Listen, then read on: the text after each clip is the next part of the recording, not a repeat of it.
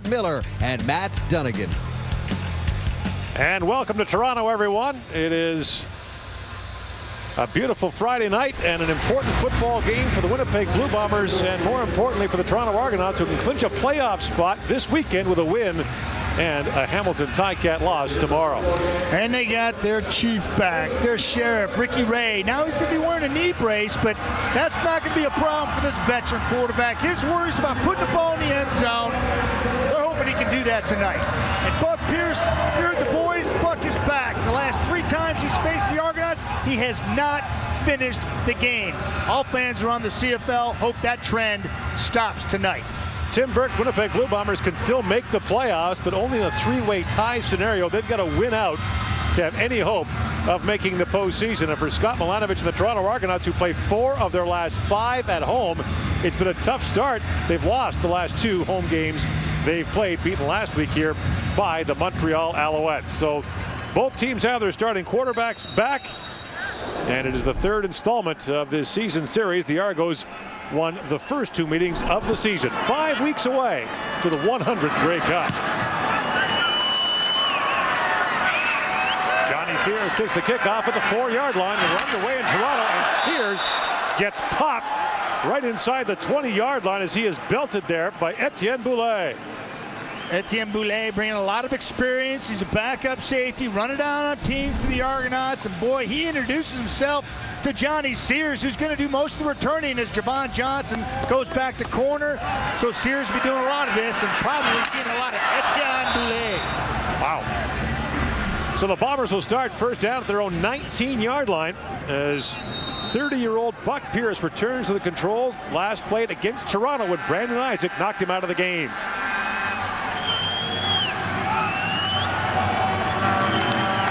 And on first down, the give goes to Chad Simpson.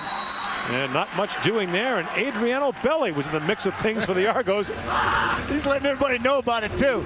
On the flip side, the Bomber starters, boy, a couple sensational rookies right there. And Simpson and Matthews, Buck Pierce back at the helm for the Bombers. Really hope this guy can finish this football game and really tap into this offense and kickstart it. Starters to watch brought to you by Rona, proud sponsor of the CFL and its 8 teams.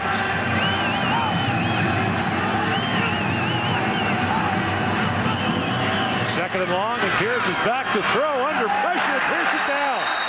Tried to flip the ball out at the end of the play, but Pierce was dropped as he was sacked on the play.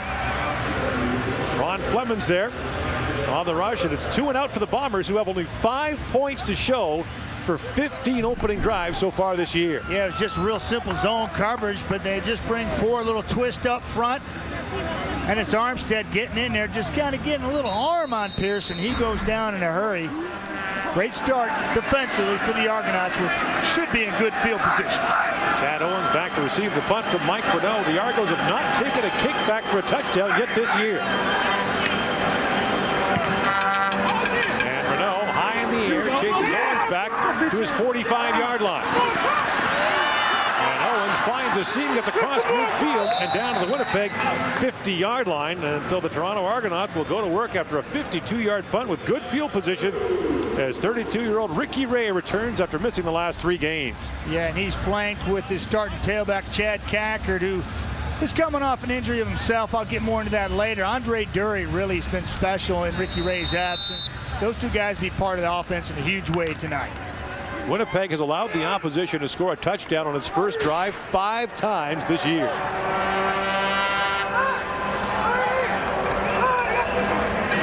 And Ray to throw on first down. Has time, looks over the top for Owens.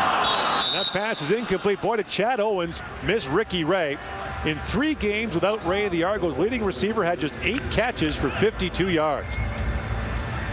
Yeah, and it looks like he's trying to get Chad involved in the mix because he's got a man wide open. Owens is right here. He's going to run a corner, but if you watch the little curl right in here, that develops, but raised locked on Owens, and watch Dury sitting down right underneath. They've got an easy pickup on 1st and 10. He goes for the deep ball, trying to get Owens involved early.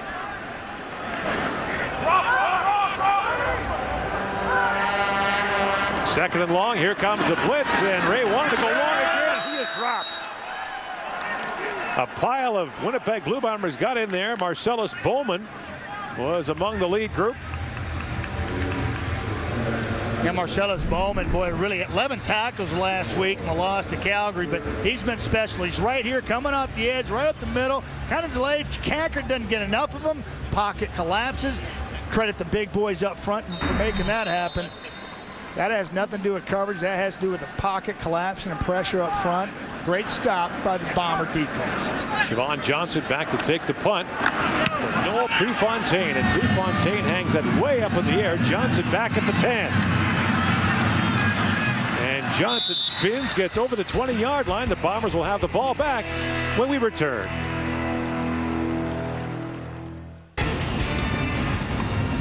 Three weeks ago, when these teams last played, Brandon Isaac unloaded on Buck Pierce, knocked him out of the game, and was fined for that hit. Pierce maintains it was a dirty shot, but says he holds no grudges. On the 21 on first down. And a carry there for Will Ford. And Ford out across the 35-yard line for a Winnipeg first down. Yeah, and this defense just got gutted on a big run up the middle, but Mont Carroll's been special as a rookie, Sam linebacker for the Argonauts. Adrian Albelli, force in the locker room, certainly here on the football field. And Brandon Isaac has an all-star season. Boy, he's been special. He gets to know the Bombers quarterbacks up close and personal, Gord. Doesn't matter who's playing. Actually, Mark Ford down to the 31-yard line. He'll be just short of Winnipeg first down. And on for the short yardage team is Alex Brink. Brink dives straight ahead and should have a Winnipeg first down. So take it back to September 29th, and your thoughts now, Matt, on that hit from 3 weeks ago. Yeah, you know, I think the league got it right. This is a helmet to helmet. Brandon Isaac did not lower his shoulder pad level. As Schultz likes to say, he's a professional hitter.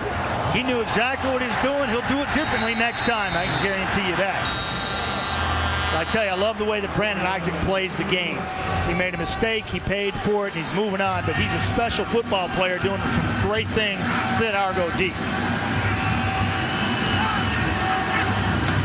First down, Bombers to their 31-yard line. Here's up to throw. And the boot pass to the far side of Chad Simpson. And Simpson wrapped up there by Marcus Ball after a pickup of 7. Yeah, this offense is really coming into its own, even in Pierce's absence the last couple of weeks. Over the last 4 football games, they're averaging over 400 yards, and previously to that, they were only averaging like 306. So Gary Cruton, their offensive coordinator, no matter who's been on the center, he's making improvements weekly, and this football team is heading the right direction. Now with Pierce back under the center, I would expect even bigger and better things to happen offensively.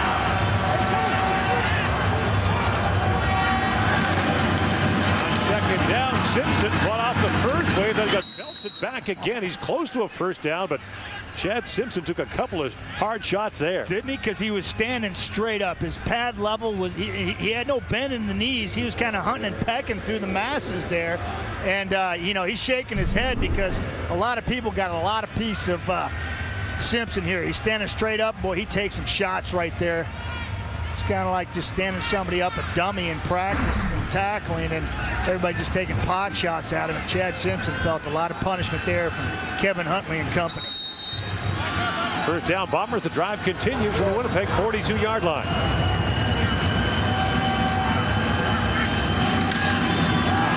And Simpson again.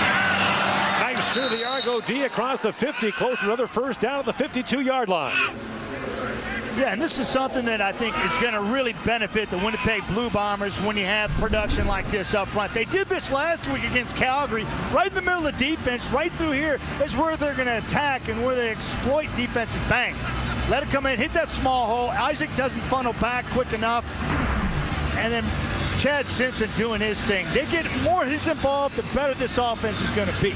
The one thing Tim Burke has talked about with the Blue Bombers this season is they must get off to better starts. In their last 4 losses, they've been outscored 47-0 in the opening quarter. And Burke has talked about it, spoke to us yesterday about the frustration of bad starts, turnovers, giving up early points. So far, early stage of the opening quarter, Winnipeg holding its own. Yeah, and last time these two teams faced, Toronto jumped out to 21-0 lead, and Boy, that really was a big hole to dig out of them, and it really limits what you can do offensively. Good to see them establish a line of scrimmage here, though. Brink is back in on 2nd and short, and he'll dive ahead for another Winnipeg first down. This drive began just outside the Winnipeg 20-yard line. You know, you're talking about establishing a line of scrimmage with the big boys up front. 3 of those Bomber offensive linemen are ex-Argonauts. And, you know, when you talk about the interior for the Argonauts offensive line, well, that's a bit of a weak spot, you know, and a concern for Scott Milanovich. And 3 of the ex-Argos are starting for the Winnipeg Blue Bombers. And to me, that is very unique to the Canadian Football League. And, boy, the Bombers are glad to have him. They've really established that line here tonight. And you know they'll have a lot to say to Belly. He's out there now on first down. Pierce from the shotgun. Pump fake, looks over the top. Trying to find Matthews. Lots of hand fighting. And Matthews had to play defensive back to knock that away from Pat Watkins. What a wonderful matchup to watch. 6'5" on 6'5", Watkins on Matthews, and let the big boys play. Oftentimes we see 5'10" against 5'10". This is 6'5" versus 6'5". Get little hitch go there, little out and up, little head movement. The big boys jostling for it, playing some ball, trying to come up with a big play. Just let him play, and the officials did a good job on that play. Matthews, the first Bomber rookie ever to record 1,000 yards receiving. And early movement on the right side of the Winnipeg offensive line. Yeah, Steve Morley as one of the ex-Argos. The other is Boatman, Shannon Boatman, the right tackle, and Glenn January, the left tackle. Those are 3 that I referred to earlier. Procedure. Winnipeg, number 62. 5-yard penalty, remains 2nd down. Referee Al Bradbury working his 200th game as a head official tonight. And normally it's been Toronto on the receiving end of flags, the most penalized team on the CFL, averages over 100 yards a game in penalties. And then you throw Belly into the mix, you're adding fuel to the fire, in my opinion. Winnipeg move back now, 2nd and 15. Flags are down again. Here's with time, looks up top, and the pass is incomplete, looking for Kito Pobla. And we'll see what the flag is. Yeah, did you see Belly? He didn't get close to Pierce, but after the ball was thrown, the whistle was blown. Belly gets up into his ear, and I think he tried to actually kiss him a couple times there. Yeah, this is Adriano, right, doing his thing. Offside. Toronto, number 28. 5-yard penalty, remains 2nd down. So Isaac's offside. It's back to 2nd and 10. Yeah, if you watch Adriano Belli's right here, watch him just move into the interior. Then if we let this go, he doesn't get there. He's just pushing on the big boy up front, Sorensen, and then he just kind of hug and buck and letting him know he'll be around, pats him on the backside. Buck says, "Get away from me." And there's early movement by Kito Pobla, and so that'll be the 3rd consecutive offside a procedure call on this drive. Yeah, and you know, I talked to Gary Cruton, offensive coordinator for Winnipeg, and he loves Kito Offside. Pobla. Winnipeg, number 1. 5-yard penalty, remains 2nd down. So back and forth they go from 2nd and 10 to 2nd and 15 to 2nd and 10, back to 2nd and 15. Yeah, and for inconsistent, kind of like this football season, a lot of the football teams we cover week to week, a lot of inconsistencies, but that's been the most consistent thing about these 2 ball clubs is penalties. Here's from the shotgun on 2nd down, looks over the top, has a man. Snagged by Doug Pierce in his first Canadian Football League game, and his first catch is spectacular. And this is designed to match up, and they bring the wide receiver inside, and then Pacino Horn comes with them. He comes with them, and Buck Pierce knows he's got a size matchup right in his face, nobody in the middle. And I love how Pierce kind of shields Pacino Horn with his body and goes up tall, comes with a big play for the Bombers. Now another pump fake. Pierce takes a shot, looks to the end zone, batted up in the air, and the pass is knocked down by Watkins, who takes that away from Doug Pierce. Well, this is reminiscent of Kahari Jones to Milt Stiegel. Throw it up and let the big guys make a play. And Buck Pierce got whacked at the end of that throw. He did, and big guys again on the edge, 6'5" against 6'5". Now Bombers are rolling out Pierce and Matthews, and he's giving his receiver a chance, but he's going against the wrong guy. There's no advantage there. 2nd down Winnipeg. This drive begins at the Bomber 20-yard line.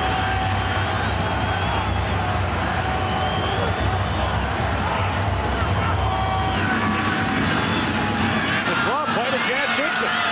Inside the 20, fights down to the 17, close to another Winnipeg first down. Yeah, gutsy call. You know you're going to get zone here. They show blitz prior to the snap of the football. You can watch the linebackers walked up on the line of scrimmage. There they all are right here. He's walked up. They're both going to drop.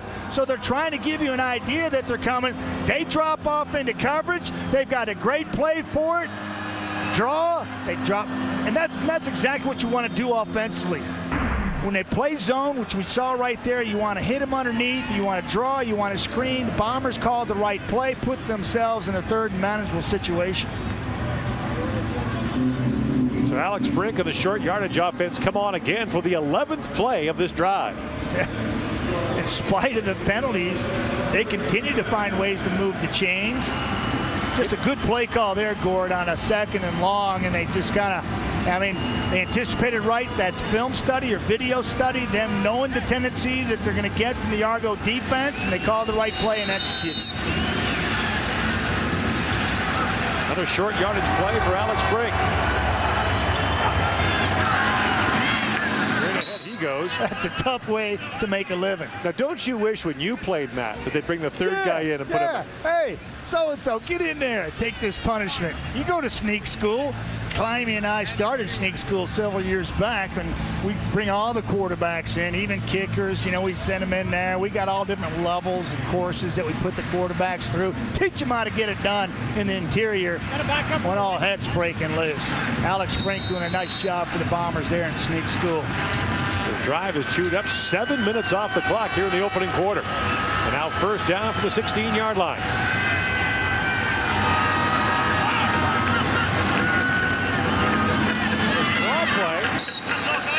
And this time snuffed out quickly as Ricky Foley jumped on Chad Simpson. Yeah, and you saw a 2nd and 10. We saw the linebackers walked up and then dropping. Here is a different reaction by the linebacker. Look at the lean here. Watch these guys. They're not dropping here. They're anticipating this run call. They don't go anywhere. They're run fitting there, and they make the play. And that's Armstead coming off the edge, making a big play for him. Little different subtleties he can pick up offensively, know what they're going to do pre-snap. Receiver to the wide side of the field. Back they go to Simpson with the seam inside the 5, and Chad Simpson has another first down to the Toronto 3-yard line. Yeah, well, this is, again, gutting him. This is a takeoff from what they did last week against Calgary. Watch underneath. They're just going to slide him under here. He bounces this way. I think he scores, but he continues to attack the middle. Look at this. Just slide up there, follow him. There's a big void to the right. He didn't see it, but he got valuable yards, moving the chains, giving them first and goal on the 4. Bombers offensive line doing the job here in the first quarter.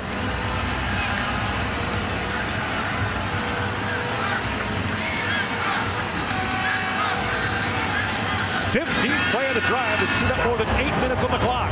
First and goal, Winnipeg. Right back in. Down the corner, flags down, looks to the end zone, touchdown. As he fires that to Jason Vega, the defensive end, but there's a flag on the play.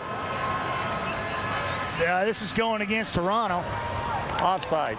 Toronto, number 78. Penalties declined. Touchdown is scored. Alex Brink comes on in the short yardage situation and throws to a defensive end. Bang him. Get out. Flemings can't redirect. With pressure in his face by Jordan Younger, defensive captain for Toronto. Brink tosses a nice little feather pass out to Jason Vega. And he's in the end zone. What a fantastic drive, controlled by the line of scrimmage by the Bomber offensive line. Vega with his first CFL catch, and it's for a touchdown to put Winnipeg ahead. How about an old school touchdown drive? 15 plays, 89 yards, took 9 minutes off the clock. And my dog BT. And there's Jason Vega, second-year defensive lineman. Alex Hall is shouting out to Alex Hall, who's out for the rest of the season. Teammate Jason Vegas. Boy, that was old school. You're absolutely right, Corey. That reminded me of Walby, McNeil, Blackie, Van Conen, Burrell. They just controlled the line of scrimmage. That was old school by the big boys up front for the Bombers. Chad Owens takes the kickoff from the 12-yard line.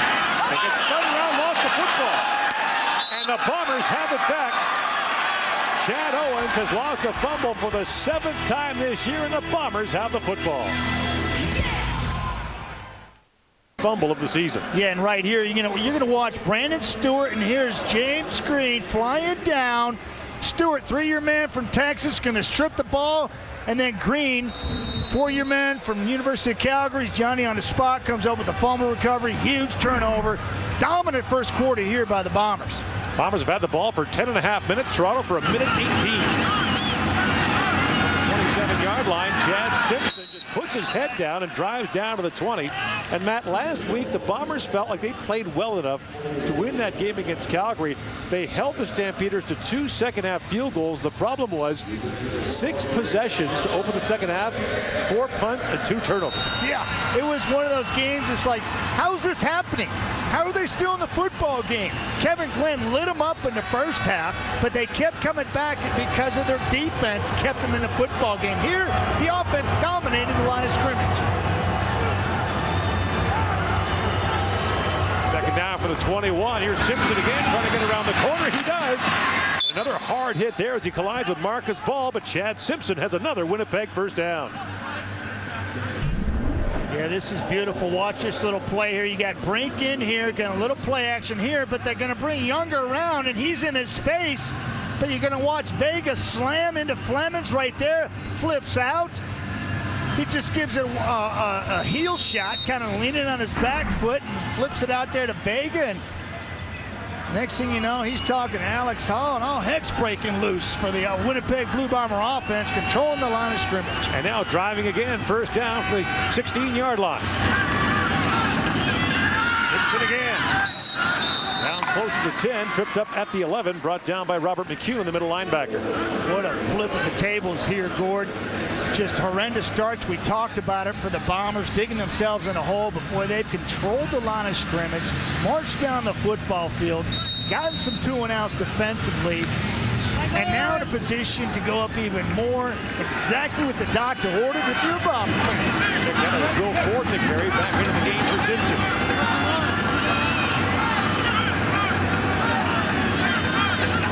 On second down, here's lots of time, throws underneath, the pass is caught, and right down the goal line is Isaac Anderson, touchdown Winnipeg.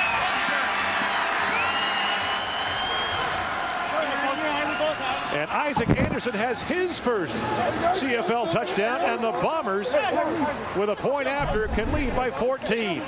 Buck Pierce is just going to wait, and find Anderson, first-year player from Wisconsin. He's getting a little help, and Evan McCullough can't catch up, and he scoots in the end zone. Well, that's 1-2 right there. They may review that one. All scoring plays are automatically reviewed. Yeah.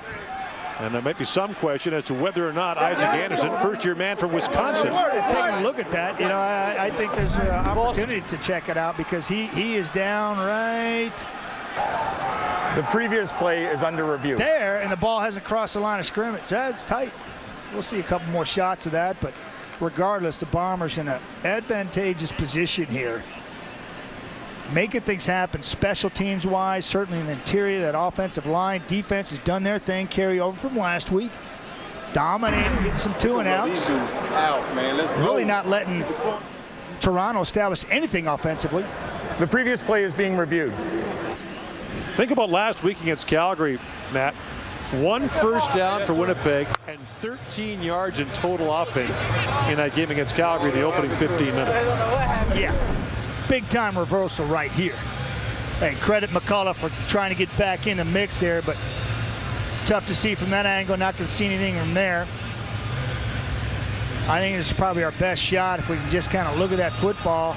Pacino Horn's going to get in the way. Yeah, right. It's hard to tell. The officials who saw the ball both called touchdown. Yeah, and here's a good shot. Now there's the official. He's right on it. He's on the goal line.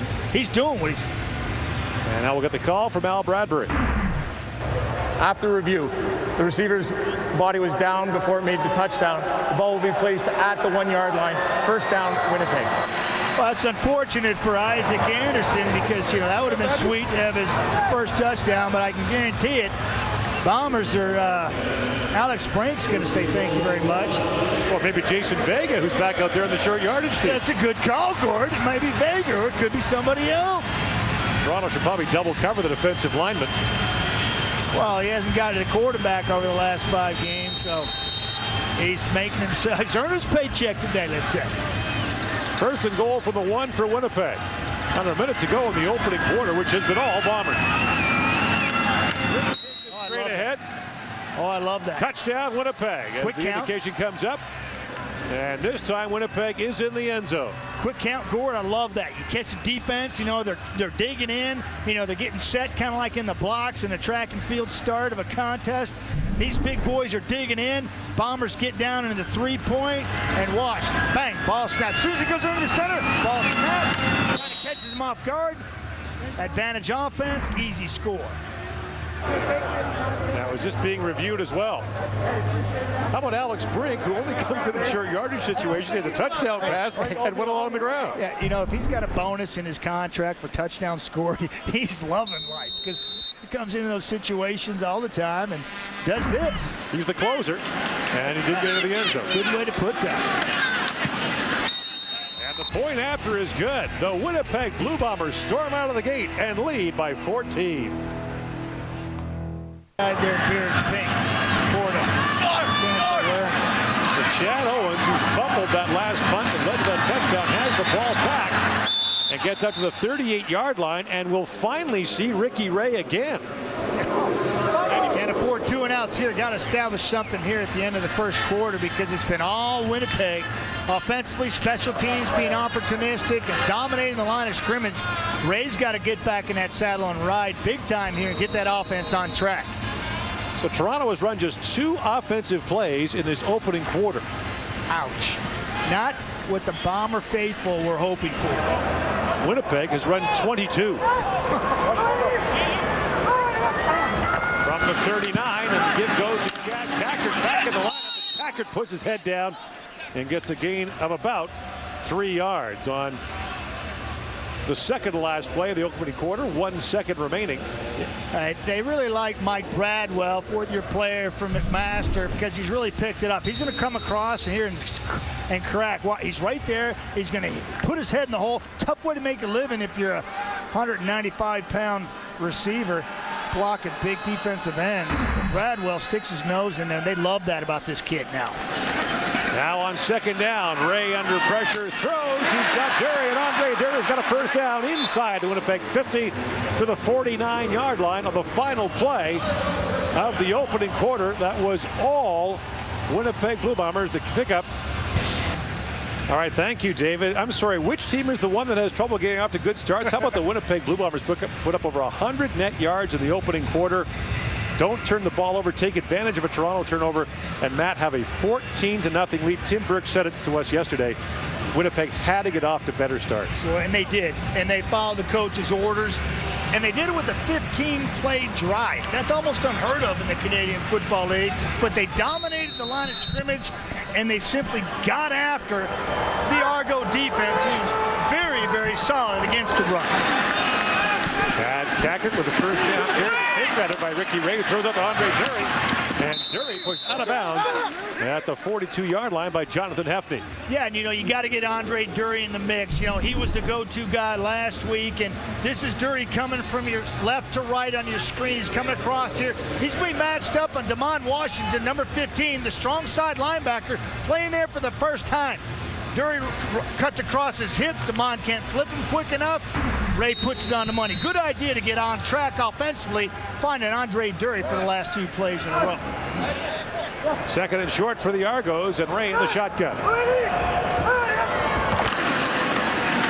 are down, and Packard fights his way to the 40-yard line and then thrown back.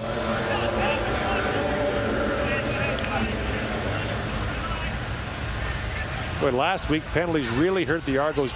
Not just the number of them, but the timing. One took away an interception. Another wiped out a touchdown. Yeah, and here's going against the Bombers. But I can tell you, Gord, that Chad Packard, everybody's talking Offside. about his ribs. Winnipeg, number 91. 5-yard penalty. It becomes first down. JT Gilmore goes offside and gives Toronto a first down. Packard gave me some privileged information prior to the game. It's not his ribs. It's more of in his collarbone area, and has to do with that whole right shoulder. And when you're right-handed and you're running back and you're used to dipping that shoulder, that can be tough to deal with. First down for the 36-yard line. Flag is down again, and Ricky Ray's looking for the end zone, has a man, and he has a touchdown. Andre Dury. A move so good, it took Damon Washington's helmet off. Well, and this is something I saw him do in practice earlier in the week. They're going to try to get one-on-one with Andre Dury, Damon Washington. Offside. Winnipeg, number 99. Penalties declined. Touchdown. And that's what they got done. They got the matchup. They've gone to it basically the last 3 plays in a row. And you're going to watch. Dury comes from number 3 position right here. And he's going to fly right on Washington. He's going to kick out right here. Go right up the seam. There it is. And then if you get in that situation, most accurate deep ball passer in the last 20 years in this league, Ricky Ray's going to find you. Andre Dury has touchdowns in back-to-back weeks, and the Argos are within 7. Start here in the second quarter. Just make that first quarter a scratch for the Argonauts. Damon Washington, who got beat for that touchdown, takes the kickoff from the 3-yard line, has the seam, and Damon Washington with a flag down gets out across the 40 to the 45-yard line. Well, you know he's tired because they've been going to work on him defensively. Then he's got to go out there. Thank God for a commercial break after the PAT because Damon Washington needed a little breather, and he's coming off hurting a little bit on the football field right now. And that was a 42-yard return. During the return, holding. Winnipeg, number 94. 10-yard penalty, first down. Make that a 32-yard return for the Bombers. So Buck Pierce and company will be pushed all the way back their own 20-yard line from the spot of the foul. We saw them put together a 15-play, 90-yard drive from this spot earlier. That is Brandon Isaac, the man who knocked him out 3 weeks ago.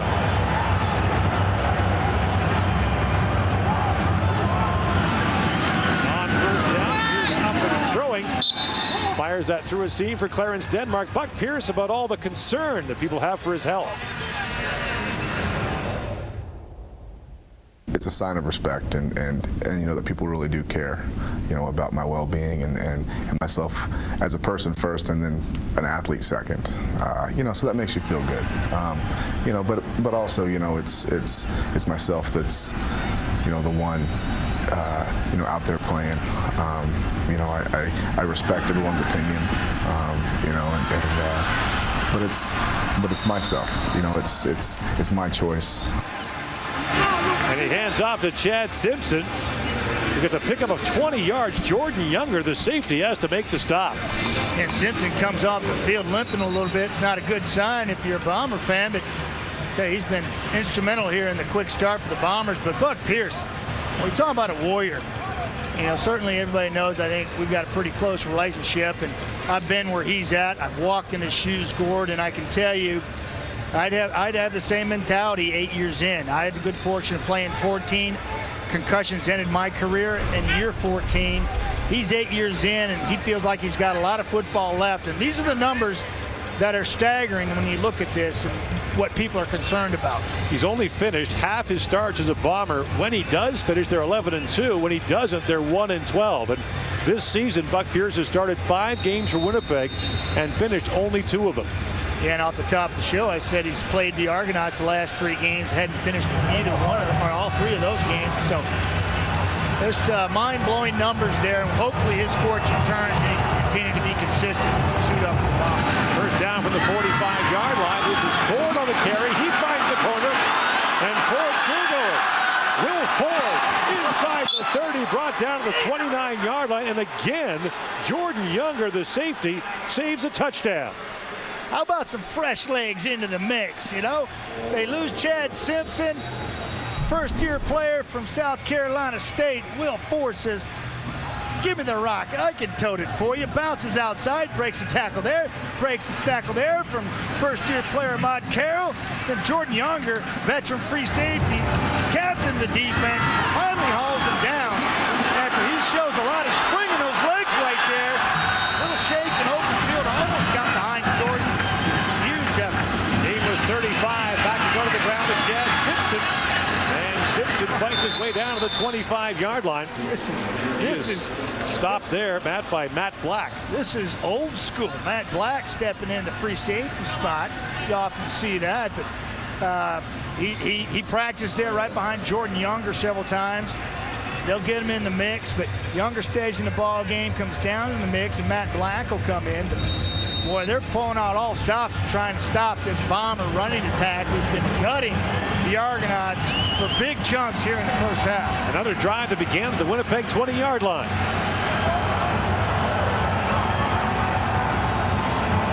Now on 2nd and 7. Pierce looking to the end zone. Over the top he goes for Anderson. And takes the one-handed catch. Anderson had one taken away by video review earlier, and it will be 3rd down. He is sucking the paint off the field, trying to get back to the boundary, and I think, you know, he's finding out just how quickly and different this game is and what type of cardiovascular shape you have to be in. Pierce throws a beautiful ball over the top of the shoulder, looks off the safety, keeps him intact, and then gives it to him, and he's trying to fight off. It looks like Ahmad Carroll there with his left arm tries to make the one-handed grab. I think he could have laid out with both hands and made that catch, but boy, he is sucking wind right now. Justin Pilardi will try the field goal from 32 yards out. And Pilardi, perfect in the last 4 games, is now 9 for his last 9 as the Bombers extend their lead on Friday Night Football.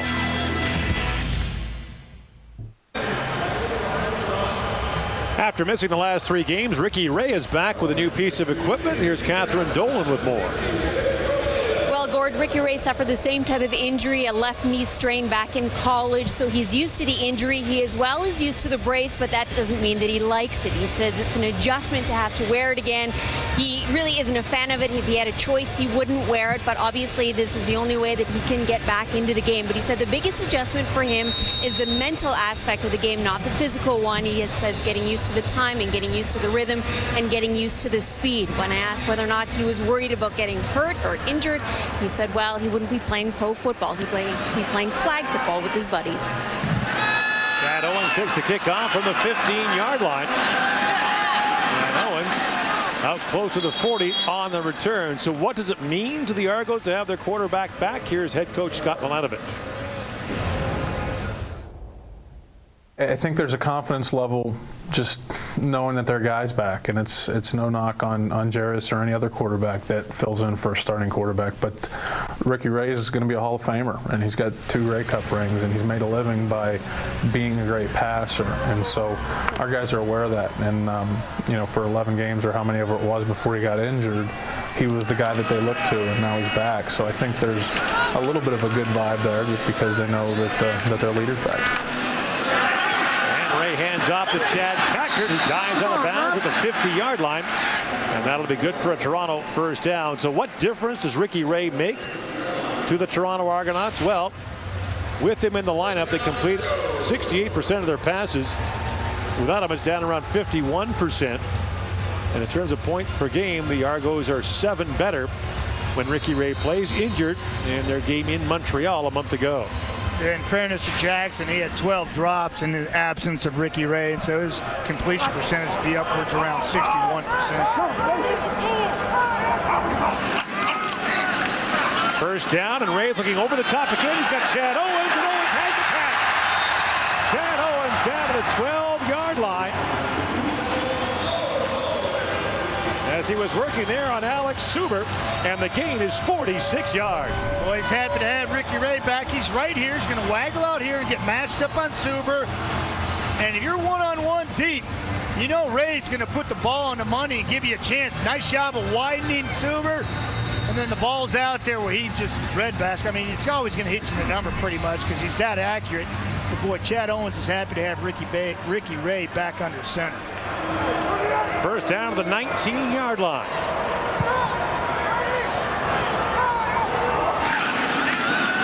Play fake to Kacker. Out of the end zone. And the pass is incomplete. He was looking there for Jason Barnes. who missed 6 games at one point in the year. And Matt, you talked about the struggles that Jarius Jackson had. Don't forget Andre Dury was hurt. Jason Barnes was hurt. The Argos had a lot of injured receivers. Yeah, there's Jason Barnes. He's just basically running a go pattern right up the seam, trying to get a matchup and zone coverage, which they have, and Ray puts it over the top. Ian Logan's there, as well as our man Damon Washington, who's playing the strong side linebacker position. They really seem to be picking on 1-5, starting his first time at that linebacker position. Now on second down, Ray to the end zone again for Barnes. Touchdown, Toronto. Jason Barnes with his second touchdown catch of the year. And he, too, delighted to have his old friend Ricky Ray back. Yeah, and this is beauty. This is pinpoint accuracy, giving your teammate an opportunity. Over Jonathan Hepney, the veteran Barnes brings it down. First time in the lineup in a long time. He's worked his way back there, earned his stripes in practice. Jason comes out with the big play they want from him from the wide receiver position. And the Argos, who barely got their offense on the field in the opening quarter, now with a chance to pull within 3. So Toronto strikes again, and we've got a ball game on Friday Night Football. And it show you how difficult this was. He went right over the top, the shorter Jonathan Hepney, who balked at playing strong side linebacker for the Bombers. Damon Washington's in there playing strong side linebacker after Javon Johnson stepped back from playing that position here. So they're just picking on strong side linebackers no matter where they're at on the field. Now Washington returns the kickoff on the 5-yard line, and Washington runs headlong into an Argo at the 35-yard line as he got hammered there by Pacino Horn. No, Pacino Horn got hammered by Damon Washington. One was the hammer, the other was the nail. There's a 32-yard return for Damon Washington, who at 5'9", 178 is taking a pounding out there. Yeah, Watson cuts it to the left, and then right here hits the hole. Boink. Says hello to Pacino Horn, runs him right over. Oh, and Pacino Horn. Say hello to my little friend. Excellent Scarface reference. Come on, man. That's Al Pacino. Take a look at the bad guy. From the 36, Buck Pierce is under pressure, and he'll run. And Pierce slides to the 40-yard line. Everybody says he needs to work on his self-preservation techniques, and well, that's a good job there, seeing and getting what he could. Not going head first, initiating contact, finds a nice soft spot, played a little baseball in the past, sweet little slide. Picking up only 3, but more importantly, he's still on the field.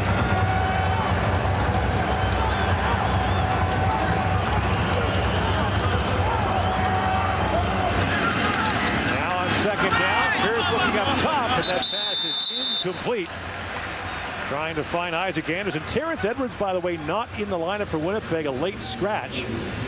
Seeking his 5th 1,000-yard season. Edwards has a foot problem and can't go, so Isaac Anderson takes his spot, and the Bombers will be forced to punt. Yeah, and whether it's Pierce or whether it's Anderson, you know, these guys are going to have to step up. Pierce has already had a big play, but I think that was miscommunication on Pierce to Anderson there. I'll go back if they have a chance. And Elvis sends this punt down to Owens at the 33-yard line. About 10. Lost the football again. And the question now, was he down? The officials talking it over. And thus far, no indication, but the Bombers are arguing that the football came out again. Pierre-Luc Labbé looks like he comes up with it, but boy, we're taking a couple of shots at this. But boy, all kinds of problems for Chad Owens hanging on the football right here. That's a fumble, That's a fumble. Looks like, is that Enoch Mwamba? Hang on. Quickly, the Argos snap the ball. Chad Packard takes the handoff from Ricky Ray. So as Tim Burke was reaching for the challenge flag, the Argos snapped the football. Wow. And as a result, the call will stand. This is fumble, and that is Mwamba, who's got 5 on the year already, forced fumbles, and boy, he is a master at this. I remember about 5 weeks ago, Schultz in studio was showing you his technique, but boy, he's got a knack for that big time. Causing a fumble that wasn't picked up on. Second and long now. Ray's looking long again. Has a man. He's got the catch down to the 27-yard line. Yes. Clinic. And Javon Johnson was there with him step for step. But man makes the catch. Deep ball 1-on-1 by Ricky Ray to some veteran receivers. Mo Man making a start tonight. Ricky Ray's going to have time. Credit those guys up front for giving him time. Just works his way past the defender. Javon Johnson is really struggling this year, in my opinion, no matter whether he's playing strong side linebacker or the field side corner. People are taking advantage of Javon Johnson. There was Mo Man and Ricky Ray.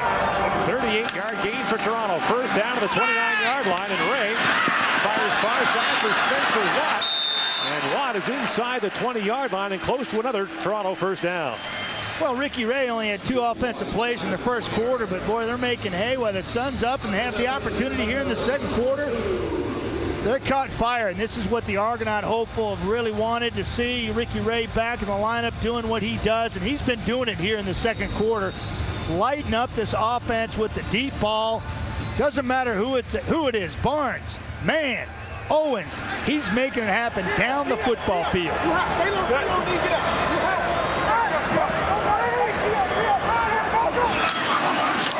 first down, to give it to Kacker. Kacker's got the edge. Inside the 10, and should have another Toronto first down as he dives down to the 8-yard line. Ian Logan, the safety, there on the stop. Now you watch him carrying the football here. I made reference to his right shoulder. It's not his ribs, it's his right shoulder and collarbone area. And watch how he carries his football, coming right into your lap. Now he's thinking about this. I guarantee it, consciously thinking about this. Watch him lead with his left shoulder here, because he does not want to put that right shoulder in harm's way. Chad Kacker dealing with a lot of things going on out there, just not toting the rock, but trying to self-preserve out there to some degree. Mark down just inside the 10, short of a first down. And counts again, puts his head down without the first down as he gets down to the 7-yard line. Wow. Well, I know what he's going through. Well, now, Matt, remember this, though. This drive began when Chad Owens fumbled the punt. It appeared to be his second fumble of the game. Yes. And the Bombers didn't challenge it, and the Argos, to their credit, quick snap to get the play underway. And that's good coaching. That's good awareness, football awareness, and good coaching. Getting up to the line of scrimmage and not giving the opposition an opportunity to throw that flag and challenge. Now first and goal from the 8-yard line. Big to Kacker. Ray over the top to Barnes. Touchdown! Jason Barnes with his second touchdown catch of the game, and the Toronto Argonauts have the lead. Clinic. It is clinic. Ricky Ray is the professor, and class is in session. This is Barnes doing his thing.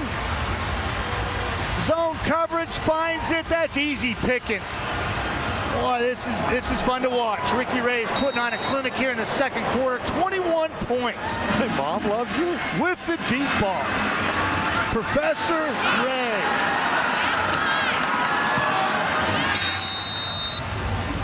So the Argos have taken the lead as we reach the 3-minute warning here in Toronto. No one's allowed Toronto to keep the football. I said thank you very much. Let's go, Boom!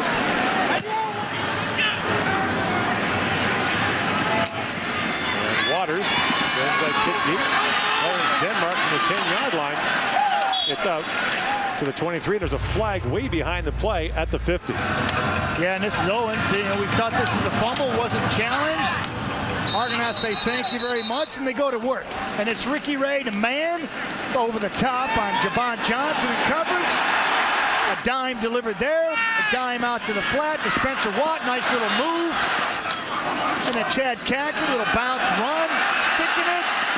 And then this is beautiful. Barnes widens. Suber gets up the seam. Ball's on the money. Clinic for the Argonaut offense. And Bomber coach Tim Burke appeared to be most upset with Ian Logan on the sideline, and those two had an animated exchange at the end of that play as Burke seemed displeased, and of course Tim Burke was the defensive coordinator for the Bombers before taking over as the interim coach when Paul LaPolice was let go. Chip Garber's taken on a lot of those responsibilities in his absence, but boy, I'd be a little upset too. Illegal block call against Winnipeg moves the Bombers back to their 14-yard line. Those fake to Simpson. And quick throw there to Will Ford, and Ford's got room to run. Will Ford still going. It's around Younger, and Will Ford all the way down to the Toronto 40-yard line. Fresh legs, Will Ford, thank you very much. This is what fresh legs do for you this time of the season. They really exploit a defense that's just tired already, getting crushed by the line of scrimmage. Great play call, slip him out in the flat. Great blocking downfield by Pobla, as well as Anderson and Denmark. Team football. And Ford with a 55-yard gain. Now Pierce goes underneath. Matthews with the catch. And Matthews has another Winnipeg first down to the Toronto 25-yard line. Boy, team football right here.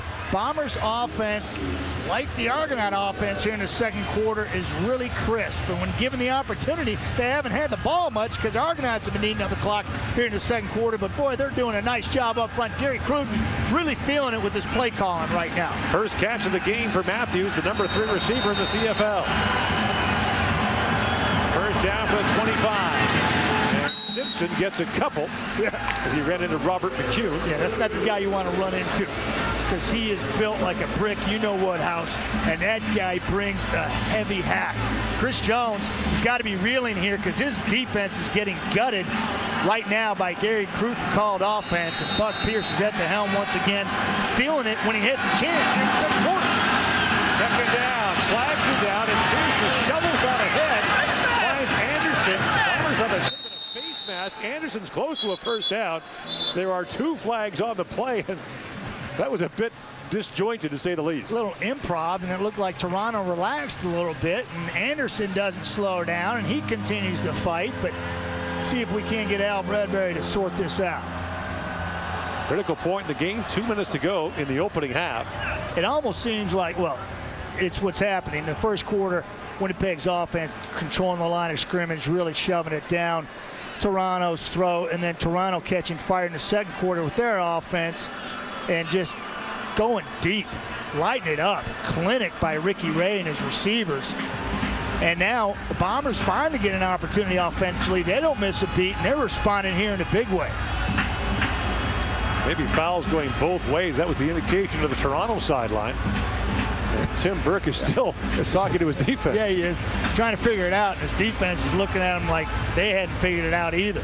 Tim Burke said this is by far the most turbulent year he's ever had in football. Well, yeah, and he's in a tough spot too, you know, because he's the interim head coach. Here's the call from Bradbury. There are multiple fouls on this play. No kidding. We have illegal block, Winnipeg, number 69, hands to the face. Offside, Toronto, number 96. Also, unnecessary roughness, face mask, Toronto, number 6. That will bounce 10 yards from the line of scrimmage. First down. Hey, good on Al for getting that straight. That was a solid job of officiating there and telling everybody what's going on, because nobody knew out there on that play. But Tim Burke, tough spot as interim head coach, really doesn't have the leverage to make the decisions for down the road, doing a nice job of staying in the present with this football team. That wasn't officiating, that was algebra. That's first down for the Bombers at the Toronto 13-yard line.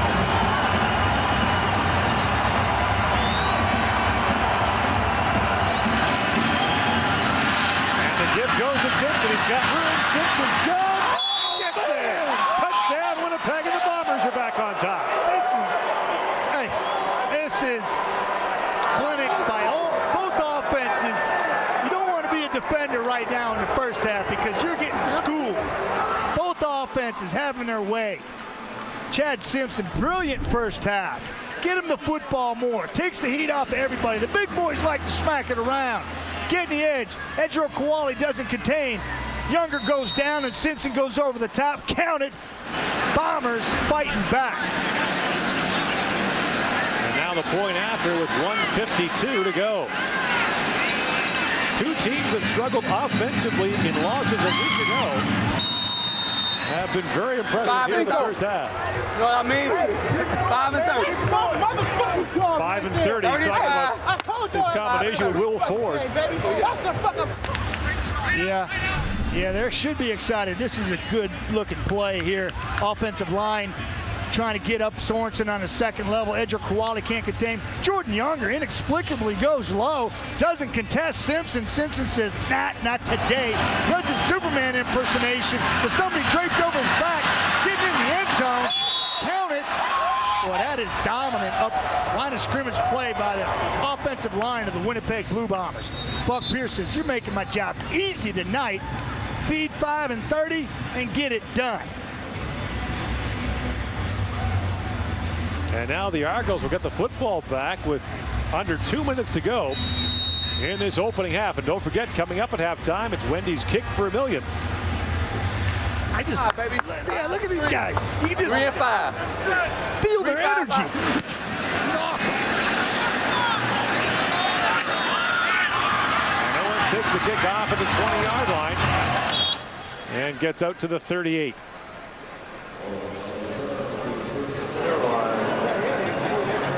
So Rich Pope is warming up. Maybe we'll see a puff of little gray smoke when he's ready to kick, you think? Like the Pope and that was good, Gord. That was hilarious. Yeah, this guy's got a chance, though. I think he's going to get the $25,000. Look at Jock Klein. He's standing right there. Oh, yeah. Is Jock telling him what to do? No, Lance Chomick is. That's Lance Chomick right there. Yeah. Lance Chomick, one of the all-time greats, Argonaut kicker. He's got a chance for the 30 to tighten the truck. First down, Ricky Ray looking over the top for Barnes, and the pass is just out of his reach. And once again, Suber there on the coverage with Ian Logan, the safety. And you know Logan wasn't going to let Barnes go that time after the verbal barrage from the head coach. Yeah, I could hear people at home, well, he wasn't that accurate on that throw, Dunnigan. Well, when you got somebody living in your kitchen sink, boy, it's awfully difficult. And he gets a little pressure right here, right up the middle. That's a pushback. And that is a nice job up front by Ryan Lucas from Western Washington, collapsing the pocket on Ricky Ray. So on second down, Ray fires again. The Maurice man can't make the squeeze. And the Argos will have to punt with 1:34 to go in the opening half. Plenty of time for that Gary Cruton offense, and Buck Pierce, boy, this is the times you live for as a quarterback. 1:34 on the clock. Got a timeout. Going to get the ball back. You're up 24-21. It's been a very productive first half. Controlling the line of scrimmage. Go a little hurry-up offense. See if you can't take an even bigger lead into half. Noah Prefontaine will punt. And Javon Johnson waiting for it back at his 25-yard line. Low driving kick taken at the 35 by Johnson. Spins back, gets a block on the corner from Logan. And Javon Johnson made a great move back up and across the 50-yard line. That's a slip zoom. Call that the slip zoom right there. Little move. Slip. Pop back up and zoom away. There it is. Whoop. Bounces up off the hip. Picks up another 10. It's a good return. Boy, they're in striking distance already. 1:19 to go in the first half, and the Bombers have the ball at their own 50-yard line. Trying to avoid a series sweep at the hands of the Argonauts and keep their slim playoff hopes alive.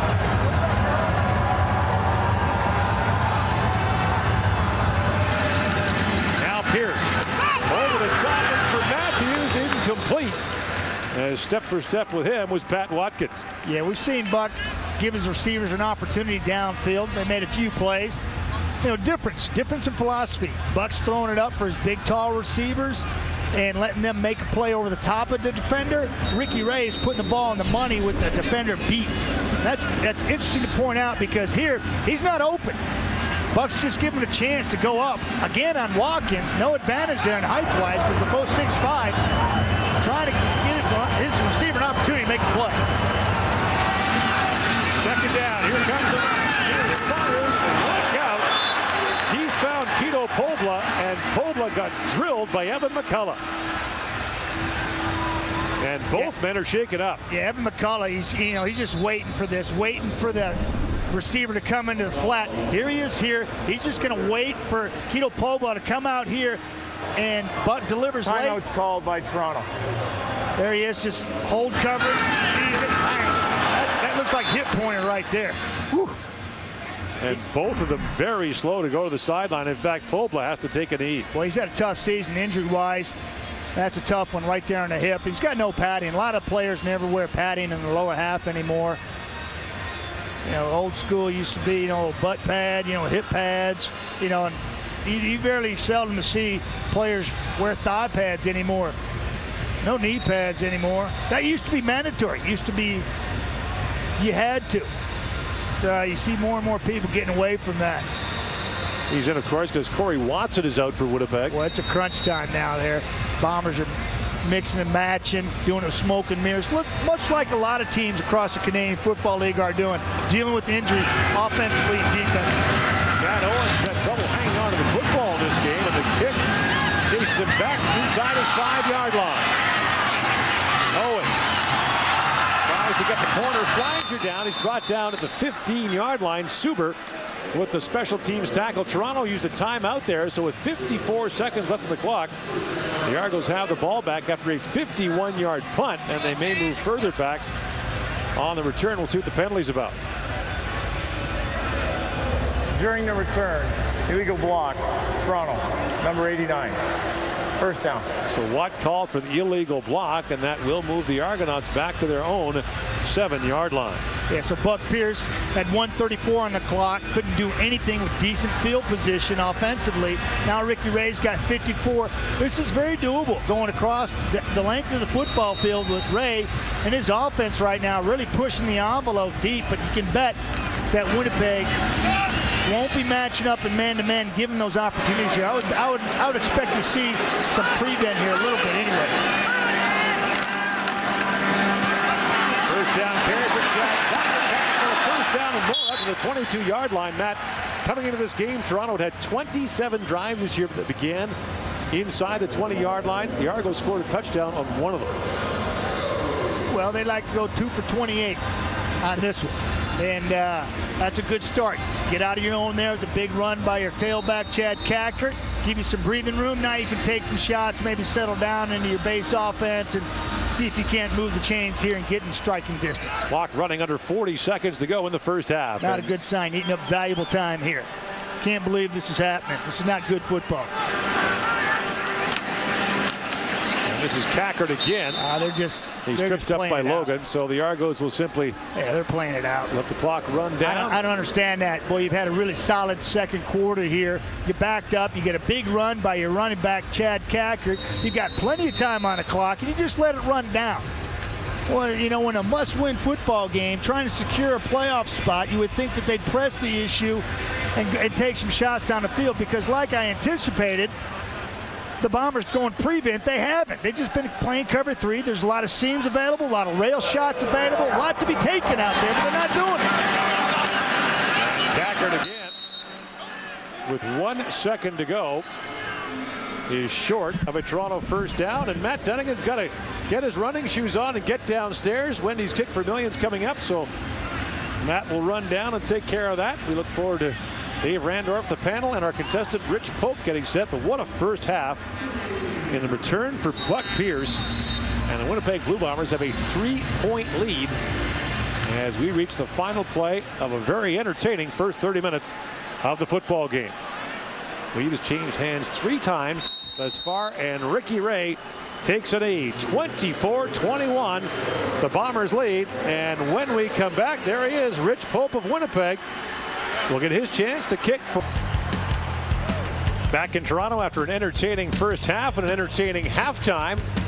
It's Friday Night Football with the Winnipeg Blue Bombers ahead by 3.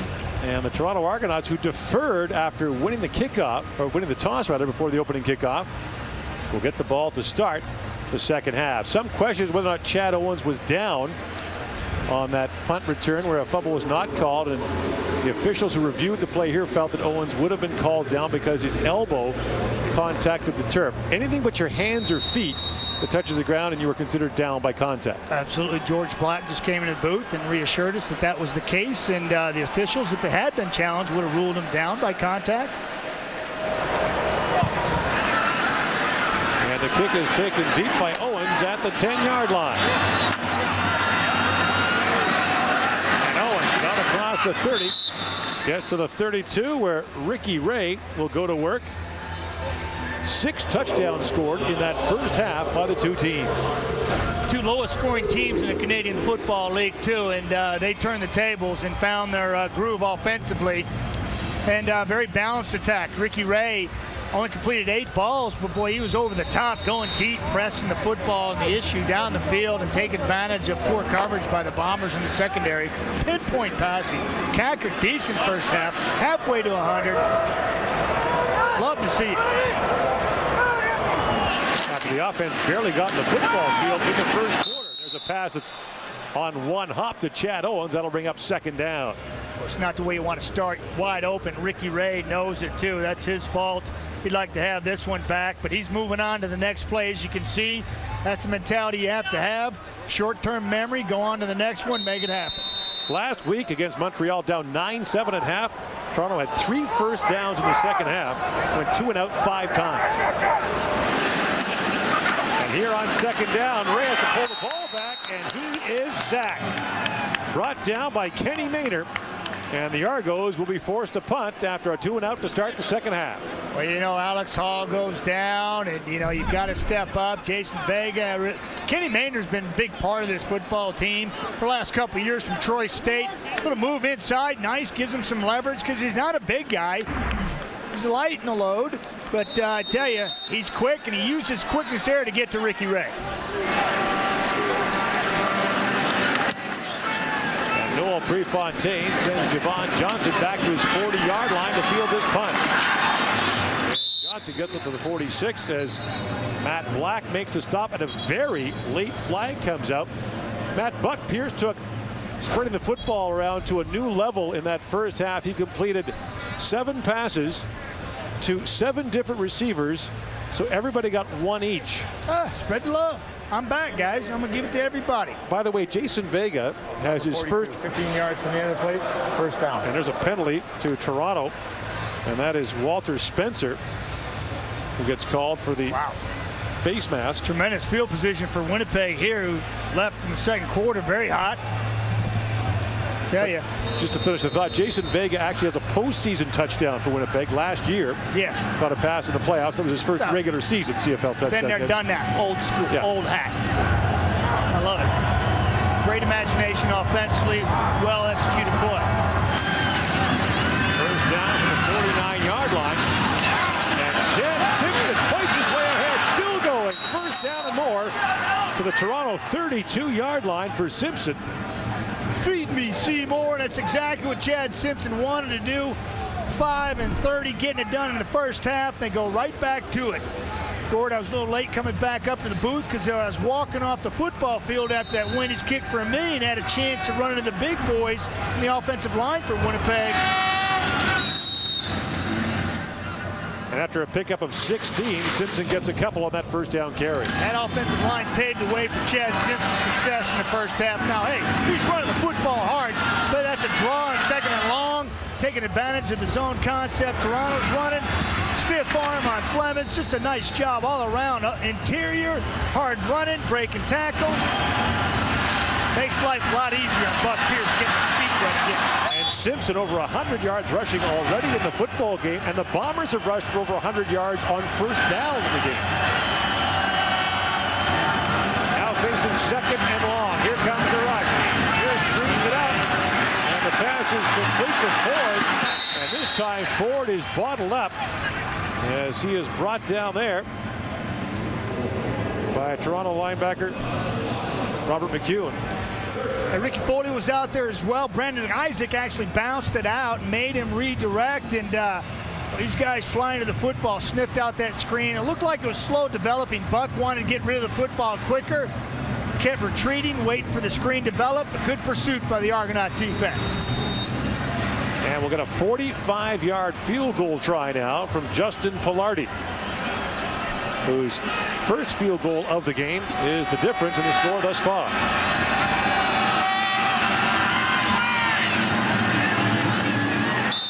And he has not missed in his last 5 games, now 10 for 10. And the Bombers run their lead to 6.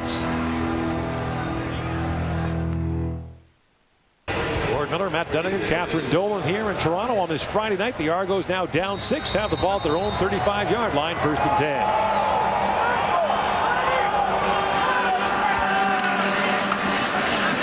Play fake to Chad Cackert, and now they'll screen the ball to Andre Dury. Dury's got a first down and more. Across midfield, still going. Andre Dury was out of bounds at the Winnipeg 40-yard line. Safety Ian Logan finally pushed him out. The gain is 35 yards. Play fake on a run to Cackert. Watch Ricky Ray. He'll spin it around here. Fake to Cackert. Come over this way. Get a little convoy out in front. Watch the patience by Dury. Nice job of using your blocks. Big boys are working downfield. Wayne Smith, 40 yards downfield, trying to pave the way for Andre Dury. Excellent play call. Another way to take heat off the pressure on the quarterback. Run some screens. Good play call by Scott Malinovich. And we've got an injured Winnipeg Blue Bomber back at the 42-yard line. Andre Dury, it's good to see him healthy coming off a quad injury, torn quad. Appears to be Javon Johnson, the injured Bomber, the CFL's Defensive Player of the Year last year, who has bounced around this year, has played the corner, as you mentioned. In the last few games have been a linebacker. Didn't feel comfortable there as we moved back to the corner. And now shaken up. Yeah, and Ricky Ray continues the hot hand here, and he's been a guy who's been, I think, take advantage of his opportunity and the time off. And I can tell you this, when your quarterback's been in the league for 10 years, when you get 3 weeks off, it does wonders for your arm, and he starts spotting the football with sheer precision, just making it happen. Look at it, just beautiful executed touch passes down the football field. Barnes, Mann, Owens, feeding the rock. Ricky Ray feeling good about his arm right now, what they're doing offensively. First down for the Winnipeg 40-yard line. Ray, lots of time, wants to go deep, gets hit as he throws. Andre Carroll got in on him, and the pass is incomplete. Andre Carroll, just a big boy from Delaware, first-year guy. He's going to get to Ricky. Hey, he's got Cackert wide open, but if he doesn't split him right up the middle, well, he's got 2 guys on him right away. Well, that's a nice job getting pressure right up the middle. Vega getting in there. He's already smelt the end zone once offensively, and Carroll, first-year player from Delaware. 2nd and 10. Ray pump fakes, now screens again, and the pass is incomplete for Cackert. And that'll bring up 3rd down for Toronto. And the question for the Argos, is it a field goal try or a punt? And they will send out Swayze Waters on the field goal unit. Noel Prefontaine returned last week from his hip surgery. They don't feel he's ready to kick field goals just yet. So they'll stay with Swayze Waters. Gord, I saw him in practice. He was popping 40-yarders like it was nothing with about 20 yards to spare. Swayze Waters, he can't punt because he's got a broken thumb. So he's doing the kicking here. Pre does the punt. His longest field goal of the year, 50 yards. This from 47, and it is wide to the left. And Clarence Denmark elects not to bring it up. Single point for Toronto. Friday Night Football returns after this.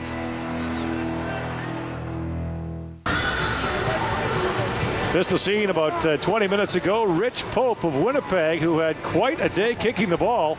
$25,000 gift certificate from Circuit City, plus a new truck from Nissan, and $42,000 for the distance on the field goal. So, Rich, what was it like being out there in front of the crowd for the first time and doing it It was live? great. Obviously, I was in Vancouver and got to do it in front of the crowd there for the quarterfinals against Keith McCallum from Calgary. But this was an amazing, amazing experience here tonight. First trip to a Wendy's? Yeah, and it's on you too, right? Yeah, absolutely. Baconators are all on me. Well, so I loved it when he made the 30-yarder for the Nissan 2012 Titan pickup truck. So working with Lance Chomick, had you made a 50-yarder at any point in practice? Possibly one in Winnipeg with the wind. Possibly. You remember those things. Come on, give us the goods. Yeah, there was a windy day in Winnipeg. The wind was behind me, and Troy Westwood said that I nailed one through the uprights from about 50. All right, so you're in charge of the multimedia page at the Winnipeg Sun. What's the headline going to be on the Winnipeg Sun's webpage tomorrow? Rich Pope maybe becomes a very more Rich Pope. I'm not sure. I like it. That's pretty good. Are you going to go out like that on the town tonight? I think you can walk into any place and be welcome. Yeah, I already just coming up back up here to see you guys. I got a lot of high fives and a lot of cheers from the crowd on the sideline. So yeah, you got a lot of support, that's for sure. Well, it was a tremendous performance under a lot of pressure. I can't imagine, but I thought you fared incredibly well, and we're happy that you had the success you did. Thanks so much. Way to go. Thank you. Way to go, Rich. Thanks, guys. Enjoy the football game. Yeah, go Bombers. Thanks to Wendy's. Got a great performance. Thank you. Second and long for the Bombers from their own 38-yard line. And Pierce throws up high, and the pass is caught as it is snagged by Isaac Anderson. And he'll have a Winnipeg first down out to the 54-yard line. Buck Pierce takes one here. Now, this is beautiful delivery. Watch Buck Pierce. He's feeling the heat. Ahmad Carroll, and this is a catch. Beautiful catch by Isaac over the middle, but watch Buck Pierce in the back end. Feeling the heat. Takes a shot. Snaps his head there late. Now Pierce one-hopped it. I should correct something I just said. Yep. Rich gets $25,000 from the source. Yes, absolutely. Absolutely. So maybe a couple of big screens, huh? Well, I think more than that. Be like 10 big screens. Absolutely. You can have half the store for that. A lot of guys are interested in that. You know, you can get a whole gaming thing put together. You can get all kinds of flat screens for every room in a house. Well, and the source is huge to give, and they're excited about giving that away. I know Nissan is excited about giving that Titan away as well. Beautiful truck. Second down for Pierce. It's hit again. Throws. It's complete. Down to the Toronto 38-yard line. It's Anderson again, but Buck Pierce again took a ferocious shot at the end of that play. From Brandon Isaac, the quarterback killer for the Toronto Argonauts, and doesn't matter who he's at. Brandon Isaac, I believe he's right here. Watch what he does. Buck Pierce knows he's coming. Little move there, and then takes one, and that's a clean hit. And Buck Pierce has left the field. Well, he took a clean shot there. Brandon Isaac, when he meets a quarterback, he's got bad intentions, and he puts him down with authority. Alex Brink takes the high snap, runs ahead, dives down to the 32-yard line, and Pierce will come back on for the Bombers, or at least went to come back on the field, but is now remaining for the moment on the sideline. Yeah, and Buck Pierce knew that was coming. He stood in there. A lot of people say he's got to have a better sense of preservation in the pocket when he's playing a game. But that's a play as a quarterback. That's how you're measured. Standing in the pocket, knowing you're going to take a hit and deliver it down the field with a precise throw, which is what he did. You can't blame him there for doing his job. They think the will forward. Brick goes straight ahead, dives ahead. As a first down, the Toronto 26-yard line, and now Pierce will come back on the field for Winnipeg.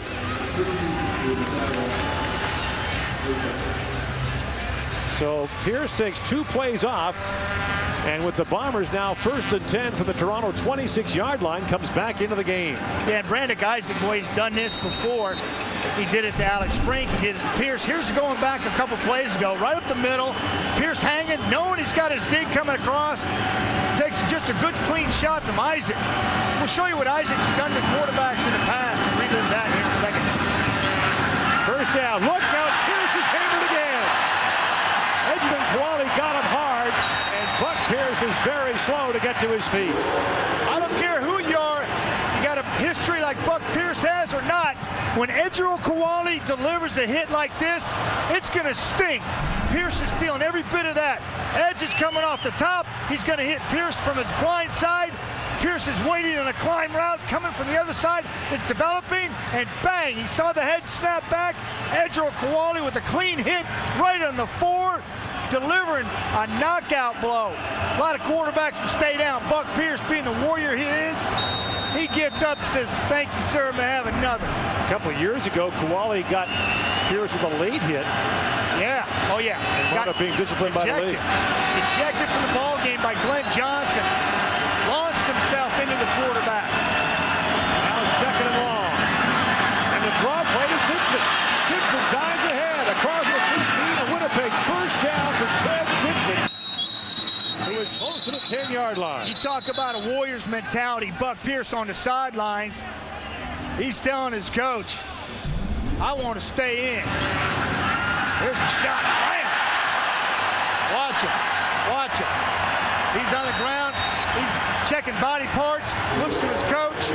Says, I'm good. Waves him off. I don't want it. Don't need it. I got this. That's what you love about Buck Pierce.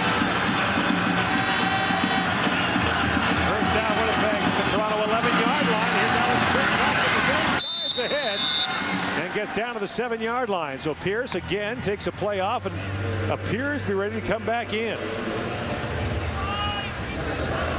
Now Pierce remains on the sidelines again. So Pierce takes a couple of steps onto the field, then turns back again. Second time we've seen it. Yeah. Gary Cruton up in the box at our level, seeing things clearly here. Going to stay with Alex Brink. Second and 5.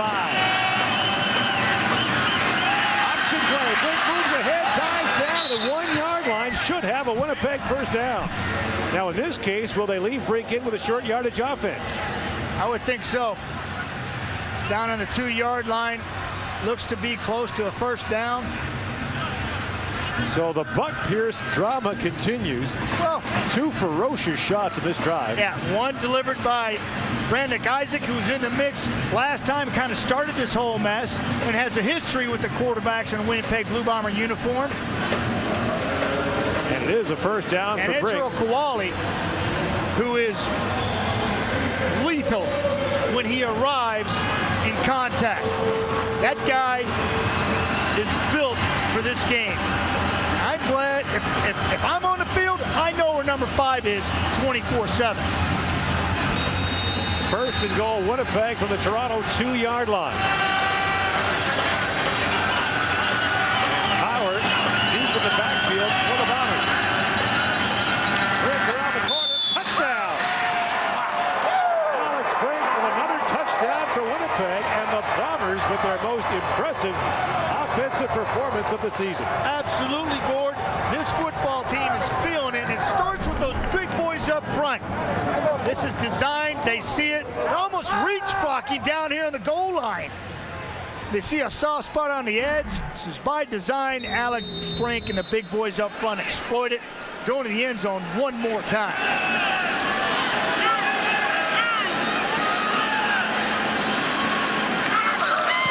Point after is good, and the Blue Bombers have already equaled their best offensive output of the season.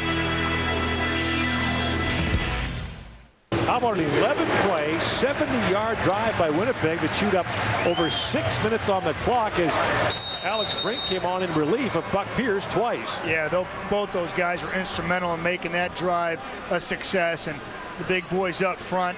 A well-timed draw and call on a draw play that was successful. Huge drive for the Bombers. 4 for 4 in the red zone tonight. Chad Owens from the 14-yard line. Owens out to the 36, so the Argos will have the ball back and a chance to answer back when we return. Brought to you by Purelator, tackling hunger across Canada. Check. Well, Winnipeg Blue Bombers with a couple of sacks in this game are now tied with Montreal for the CFL league. Toronto last in the league with 20 sacks, 1 tonight, and the sack tally approaching 1 million pounds of food. That's awesome. Purelator donates a pound of food for the weight of every quarterback sack. Which quarterback? Jumps away from Sugar and down to the back. Close the first down. Markley, he'll have it out to the 48-yard line. Whichever one got sacked. Oh, okay. That makes sense. That's a lot of food. Meanwhile, Chad Owens adds to his league-leading total yards. Owens on pace for 3,900, the record held by Mike Clemens. Really missed 97. Really missed Ricky Ray when he's out of the lineup. Just Absolutely. Production is slimy. And the pounding that Owens takes. Shooting to his conditioning. Now Ricky Ray wants to go deep, throws underneath. The pass is incomplete for Owens, who couldn't make the one-handed catch. Yeah, that was just a nice job by Ian Logan, the free safety for Winnipeg, 8-year man out of Wilfrid Laurier. And he actually causes Ricky Ray to check down underneath and make an errant throw. But Ian Logan's over the top. You can see him just the top left corner of your picture. He's going to pick up Dury, climbing route right there over the top, and Ray sees it, has to dump it down. Good recognition by the veteran free safety Ian Logan.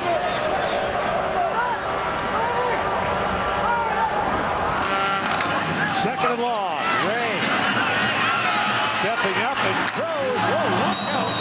Maurice Mann got belted on the play by Ian Logan, but hung on to make the catch and has a Toronto first down to the Winnipeg 48. Well, Ian forces Ray to dump down on that play, and then he imposes his will on this play. Listen to this.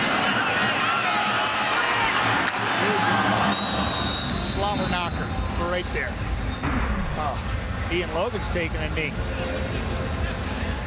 Checking his body parts. And trying to answer that telephone. That ringing in his head. That's not funny. Mann's got 2 catches for 52 yards in the football game. Logan slowly makes his way off the field, so the Argos moving again. First down at the Winnipeg 48-yard line. As you mentioned, Matt, in the first half, the 2 lowest scoring teams in the CFL are involved in a Friday night shootout.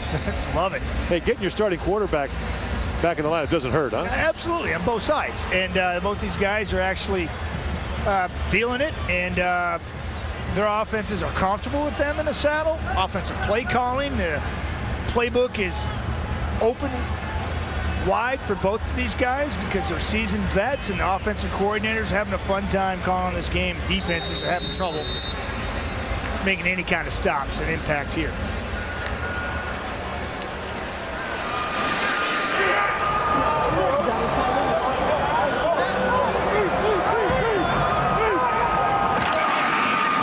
They make the tacker. Ray up and throwing to Owens. He's got the catch.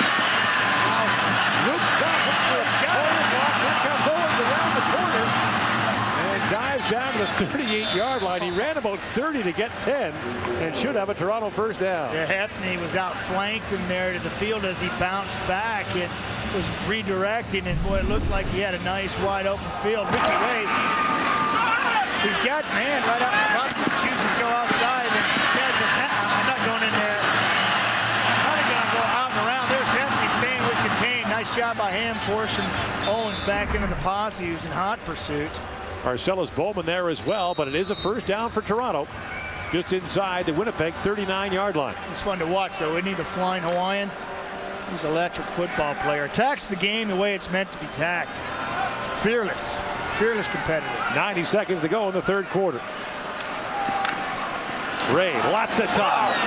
Throws to Barnes. He's got it. First down. Down to the 23-yard line. And there's a flag on the play, and that'll be holding against Toronto. That'll bring this game back. Another costly penalty for the Argos, who actually in this game. Holding. Toronto, number 52. 10-yard penalty, remains first down. They haven't had nearly the penalty problems they've had in recent weeks. No, they haven't. And to me, that's part of their success. You can't turn the football over. You can't take penalties. You have to be disciplined and play sound football. For the most part, their Achilles heel has been penalties. And so far, fairly clean night for both football teams. That one, though, wiped out a 22-yard gain. Now back to the 48. Ray fires. The pass is caught by Owens, the fumble. And now a race for the loose ball, and it is pounced on by the Bombers. And Damon Washington has it. Chad Owens' second fumble loss of the game is his 8th of the year. This is becoming a story within the story, a stellar season where he goes over 10,000 yards faster than anybody in the game. And here he doesn't put it away, and the ball's on the ground again. Good hustle play. by DeMond Washington from the strong side linebacker position. In suit, just going to the football. Good things will happen. Ball's on the ground once again from Chad Owens. And that is becoming a problem very quickly for the Flying Hawaiian, Scott Milanovich. And Milanovich is going for a walk to cool off as the Bombers have the ball back at the 28-yard line, and Buck Pierce is back in.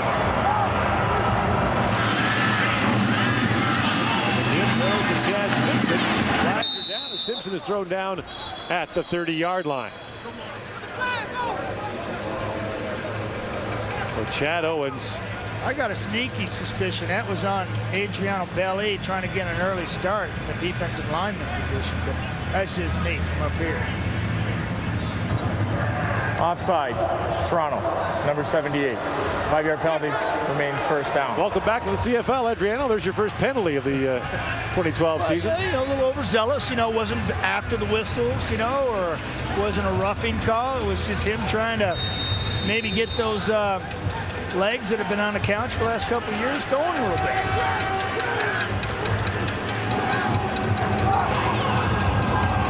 And confusion for the Bombers. There he goes to Simpson, who is close to another first down as he dives ahead for 5. Adriano Belli was signed by the Argos last week. Last played in the 2010 playoffs for Toronto. Played for the Ticats and the Alouettes along with Toronto. Yeah, and he was injured, you know, towards the end of his career with an ankle injury. He says he's over that. He looks in better condition now than when he left a couple of years ago because he's been staying active, staying in shape, and that's a testament to his professionalism. But who would have thunk it? You know, a couple of years ago, he's on a boat, looked like some type of Old Spice commercial, and he was saying goodbye to everybody, and here he is, back on the football field, wreaking havoc in the interior for Toronto's D-line. Rick dives ahead for a first down. Belli actually played football in Austria last year in a World Football Championship that he was recruited to play in. His Argos trail as we reach the start of the fourth quarter. Wendy's Friday Night Football continues from Toronto right after this.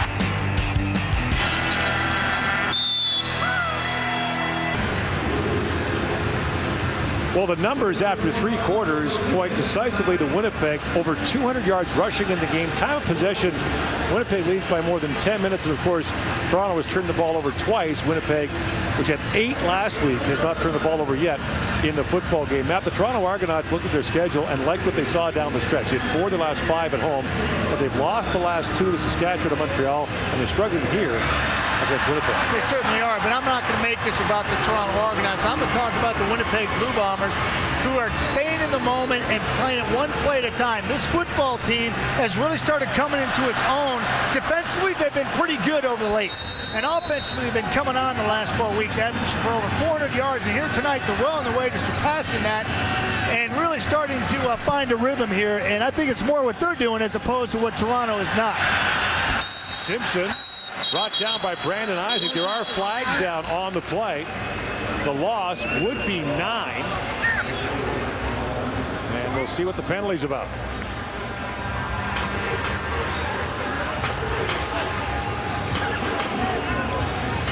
Going against Toronto one more time, Gordon. Offside, Toronto, number 94. 5-yard penalty, remains first down. So instead of a loss of 9, it's a 5-yard gain for Winnipeg. 1st and 5 from the 44. Makes no sense to me, Gord. 2 closest guys to the ball are your 3 and your 1 technique. Adriano Belli and Kevin Huntley. You just got to watch the ball and get upfield. And they've been called on this drive alone for 2 offsides. To me, it's one of those scenarios where that's undisciplined football. Offsides again. They just inched back inside. Pierce gives off to Simpson, and he is wrapped up quickly. I'm on Armstead in there to help make the stop.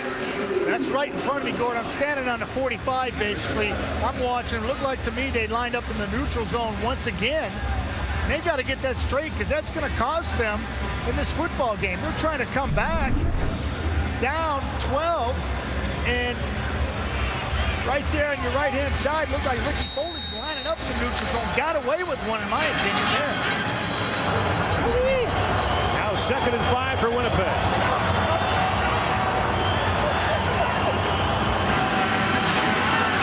And the gift to Denmark on the end around, and nothing doing there. McCune was there, along with Etienne Boulay, and for Clarence Denmark, that's his 6th carry of the year. But it'll be a loss. That'll bring up 3rd down for the Bombers. Yeah, Gordon, this play's made by Ricky Foley right here, 95, right here screen. He sees it, smells it out, doesn't make the tackle, but slows up Denmark, or he can't get a beat around the corner. And then it's McCune and Carroll coming to clean up the mess. Chris Jones has got tremendous athletes back there at the linebacker position. Goes sideline to sideline, held out by Ricky Foley.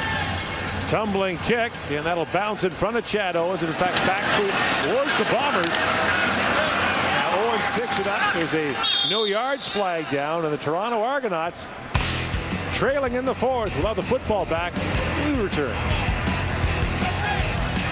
Gord Miller, Matt Dunnigan, Catherine Dolan on a Friday night in Toronto. The Argos can clinch a playoff spot this weekend with a win tonight and a Hamilton loss, but right now Chad Owens and the Argos are down by 12 in the 4th quarter. Ricky Ray wants to go over the top, throws, and Owens has it out to midfield. He hangs on, and the Argos have a 1st down on the pickup of 19 yards. Tough night for Chad Owens. Made some good plays, but also some costly ones for his football team. Well, that ball has been slippery for him pretty much all season long. Magnified once again here tonight. Chad having problems squeezing it. Do you think that Ricky Ray went back to Owens right away because he fumbled on the last possession? No, but I just think that he went back to him because he's a great receiver and he's his go-to guy. Ray throws it out to Andre Dury. Dury's got a 1st down inside the 40-yard line, out of bounds at the 37, and the Argos moving the ball well. I guarantee it that Chad Owens on the last crossing pattern that was completed to him, he was not Ricky Ray's primary receiver. Ray was looking to the field on a corner route to Barnes. Barnes was covered with a free safety going over the top to double him, and that's why he came up on the backside to the dig to Owens and found him coming over the middle.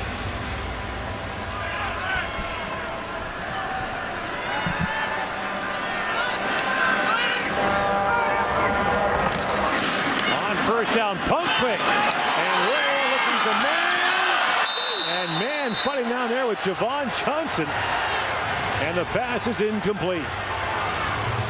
Yeah, looks like Mo Man might have been pulling Javon Johnson with him. Javon turned around at the last second, and he was stride for stride in his hip pocket, and you can kind of see Man right here pulling on his arm. Javon turns around and pokes it away. That's pretty solid defense right there. Well, I like that. Javon Johnson showing you how to do it on the corner. Back in his comfort zone.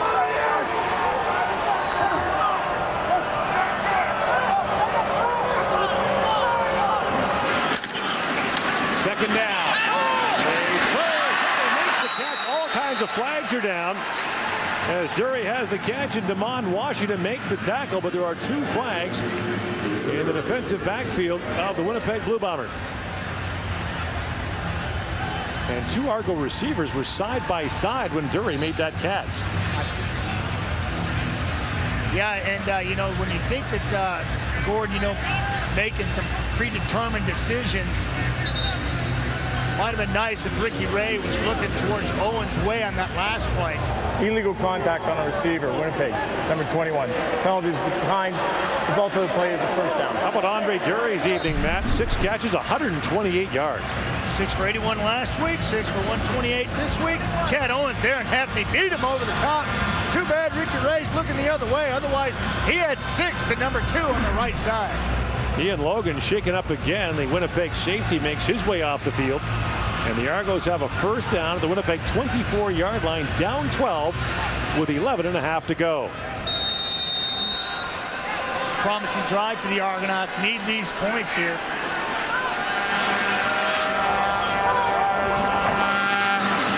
Big hit around to Owens, thrown up high to the ball and can't hang on. Oh, boy, just fighting the feeling, you know, just fighting it. Ricky just lofted it out there. He lifts that right arm, trying to corral it. And the more he tries to will it into himself, the more he fights it. Watch Ricky, little point fake there to Owens. There's it right in front of Maynard. Let it go, just let it go. Oh. And you just feel him fighting it. Couldn't bring her in.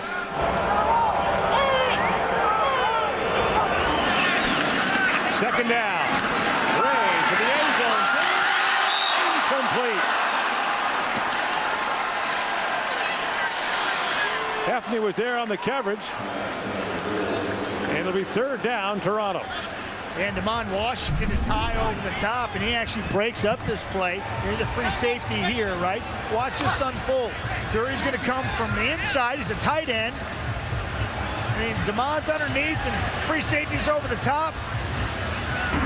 That's double coverage. High design. Well played by the Bomber defense. And now Waters to try a 31-yard field goal. This to bring Toronto within 9.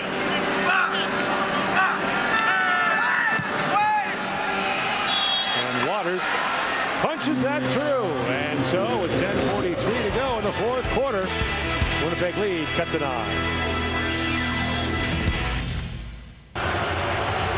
Bombers have the ball first down from the 35-yard line after the Toronto field goal. Here's up and throwing, and the pass is incomplete.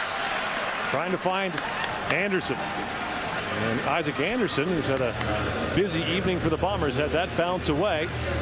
That got away from Buck Pierce. He had a blitz off the backside. Pompriano was right on and picked it up for him because that was Brandon Isaac, who's got a bead on all Bomber quarterbacks. Pierce kind of rushed his throw and skipped it to his receiver.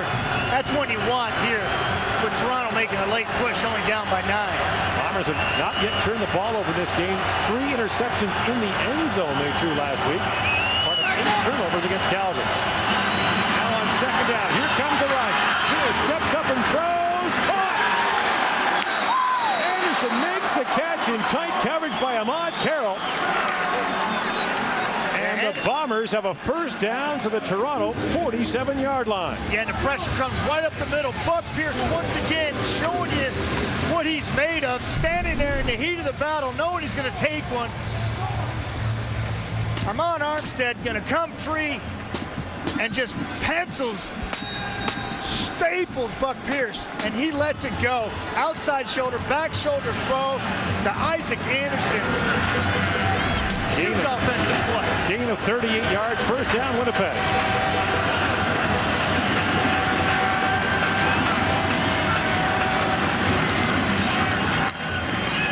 Good goes to Will Ford, and Ford outside. First down and more. Down to the 26-yard line before McCune makes the tackle. And the pickup for Ford is 21. And Gordon, when they're bringing pressure off the edge, that flattens the defense out. They have no secondaries coverage. They got flattened. You got defenders here coming off the edge. And coming off the edge, you want to gut them up here. They do, and they bounce outside. This is great play calling once again by offensive coordinator Gary Cruton up in the box. They come off the edge. He bounces outside, and they're gutting the Toronto D for big gains once again. To go in the fourth quarter, Winnipeg driving again. And fighting his way down to the 25-yard line is Will Ford for a pickup of a couple. Ricky Foley in on that play. That had no chance of succeeding. Will Ford hunting and pecking to the outside. Ricky Foley had nothing to do with that. Chris Jones' defense needs to stop here. They can't afford Winnipeg to get any closer. They got to force a field goal, if not a turnover here, to give themselves a chance down the stretch run.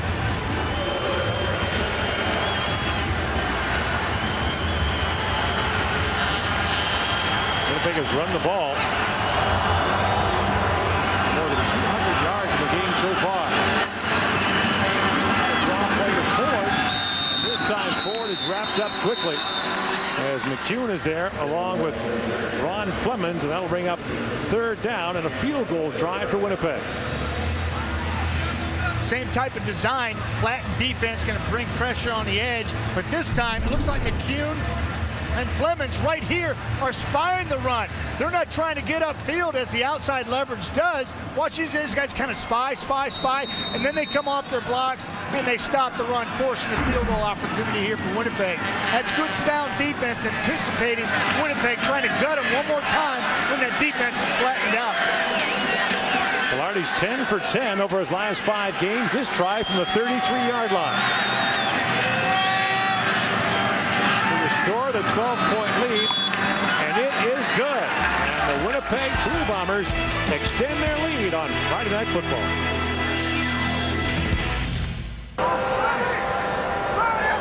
Second down, Toronto now from the 35. Ray has to pull the ball down, gets away, and now flips it ahead. It's off a helmet and out of bounds.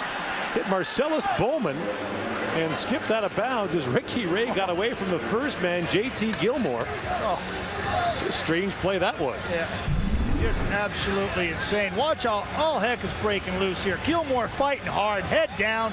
Looks like he's got Ray under wraps. Ricky peels out of it, still gets taken down.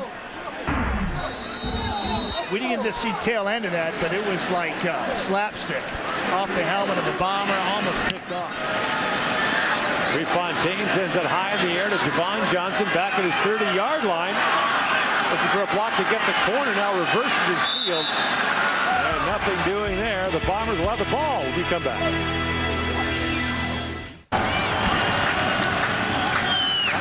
Back at the controls, and Blue Bombers first down from their 26-yard line with a 12-point lead, and Isaac Anderson makes that catch out to the 31-yard line. Buck Pierce anticipating pressure just about every time now on 1st and 10, which he's been getting. He's had the right play calls, whether it be run in the middle, bouncing outside, gutting the defense, or the hot reads, which you saw right there to the short side and an open receiver. Crucial defensive series for the Toronto Argonauts. They need to get the ball back with time on the clock. Yeah, and that's why they're trying to pressure the issue right now. Buck Pierce has been up to the task.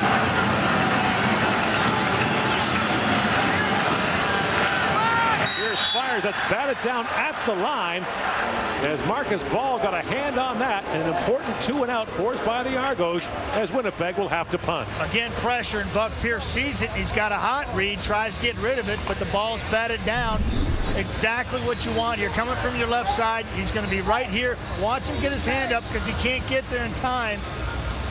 Oh boy, to me, that's just knowing what you got to do there. And Chad Simpson got to go there, go to work the line of scrimmage. If he goes over there and gets a piece of Ahmad Carroll, but he doesn't get his hands up in the air because he's got Simpson chewing on his ribs.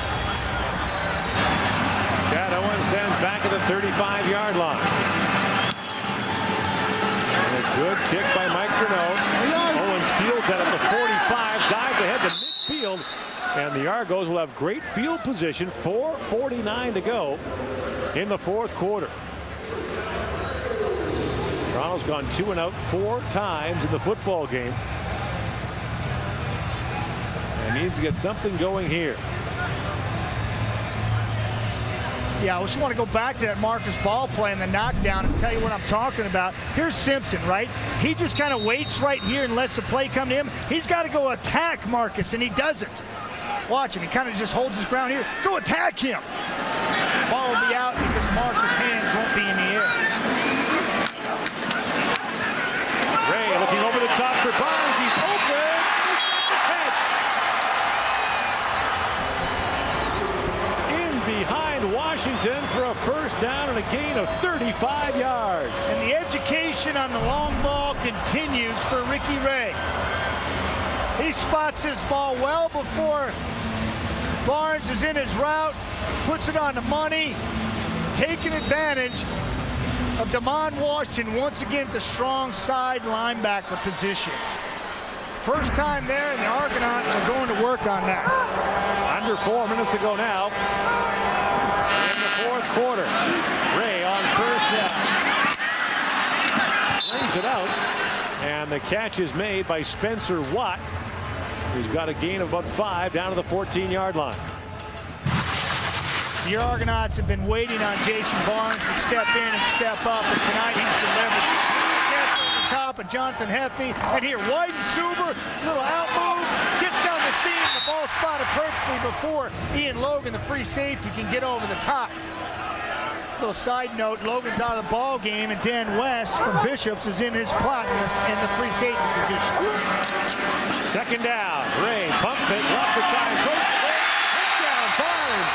His third touchdown catch of the game. And the Argos are within a touchdown. On cue, right in front of Dan West. Rookie free safety from Bishops.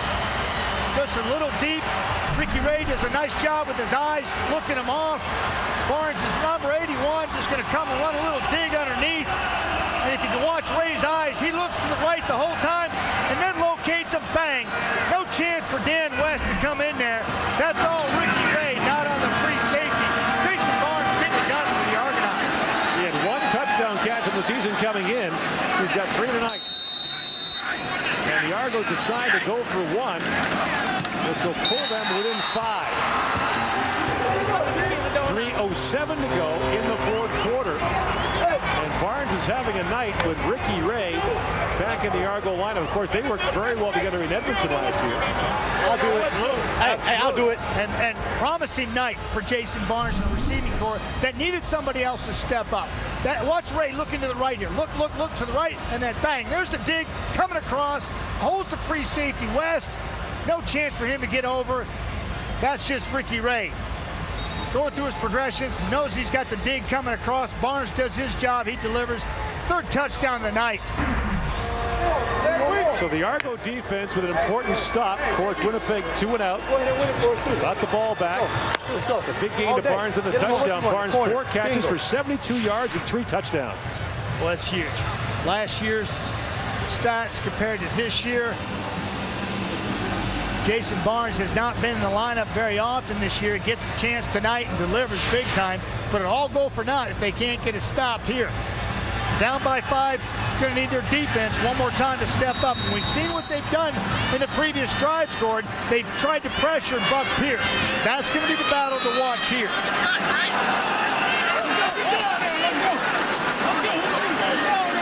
And DeMond Washington back deep to receive the kickoff.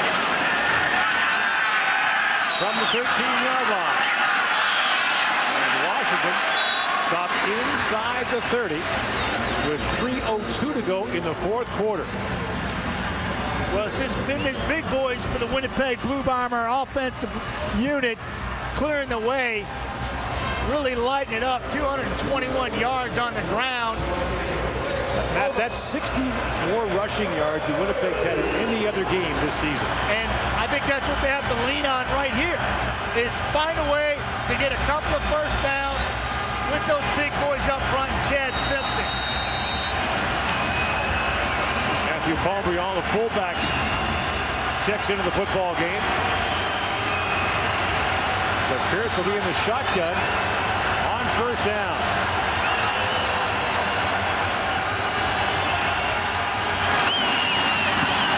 Simpson, Chad Simpson, belted as he gets across the 30 to the 35-yard line.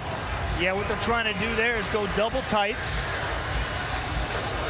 flatten out the defense, and open up more lanes to run through. And we have reached the 3-minute warning in Toronto with 2:39 to go in the fourth quarter. The Blue Bombers have the football and the lead by 5. We're back after this. Gord. Ricky Ray waits his turn, but the Blue Bombers have the lead and the football with 2:39 to go and the clock running in the fourth quarter.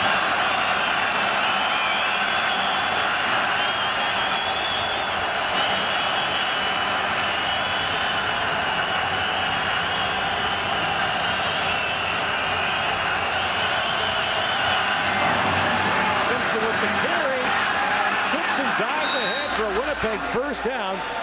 Out to the 43-yard line. Today's game story brought to you by Mr. Lube. Get top to bottom maintenance and take good care. Well, Ricky Ray's had a good night. 4 touchdown passes. Buck Pierce has had a good one as well. Alex Briggs actually come into close a lot and run for a touchdown and thrown for 2 more. Chad Simpson with 132 yards rushing. And Ricky Barnes with 4 catches for 72 yards in a game that has featured 8 Timeouts called by Toronto. Now Toronto calls timeout with 2:15 to go, and Winnipeg first down at the 43-yard line. Well, it's been an awesome game to watch. Just watching 2 veteran quarterbacks get back on the field again. Winnipeg's dominated the line of scrimmage. Ricky Ray's dominated the long ball. And I love what Buck Pierce did in the last sequence of play.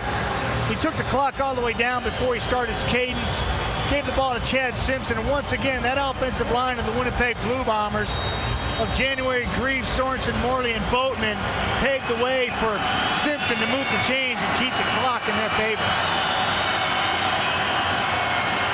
On first down, Pierce again working the play clock and gives it to Ford. This time he is wrapped up very quickly.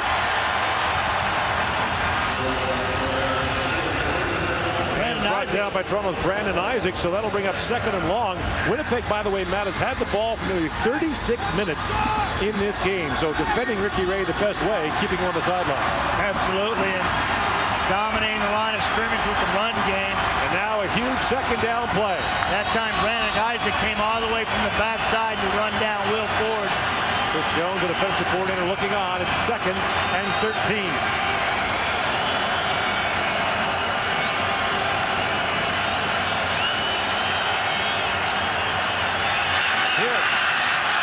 Pressure stepping up, long way to go, dives down, look out, as McEwen was bearing down on him. So Pierce will come up well short of a first down, and the Bombers will be forced to punt. Yeah, and Buck Pierce kind of got happy feet in the pocket there, one that really didn't collapse. You watch Buck, nothing's really happening here. Stay right there, just stay right there, stay right there, but he chooses to move and pull it down. Then everybody converges. But watch Clarence Denmark down the football field. Pacino Horn look in the backfield. Nobody covers him. And that's one that you will go back tomorrow and watch on video and say, what if? And now a chance for Chad Owens to atone for the 2 fumbles in the game. Stands inside his 30-yard line. Good kick. Renault pounds that down to the 15-yard line. For Owens. A late flag comes down as he was brought down by James Green, but Mike Renault uncorks a 52-yard punt, and now a critical penalty call. Yeah, this will probably go on Toronto as a holding on the return, and Renault just bombed it, just got immediate field position back for the Bombers with a huge punt, doing his job. Cover teams down there saying, not today, Chad Owens. And this penalty will go against Toronto. During the return, holding Toronto, 10-yard penalty, first down. True to form, with 1:19 left on the clock, the Argonauts take a holding penalty on the punt return, pushes them back. They got to go about 102 yards. Toronto has not scored much when starting inside the 20. Just 1 touchdown drive this season has begun inside the Argo 20. Here they are now at the 11. And no timeout. Ray throws as a man, Spencer Watt. And Watt gets out to about the 18-yard line.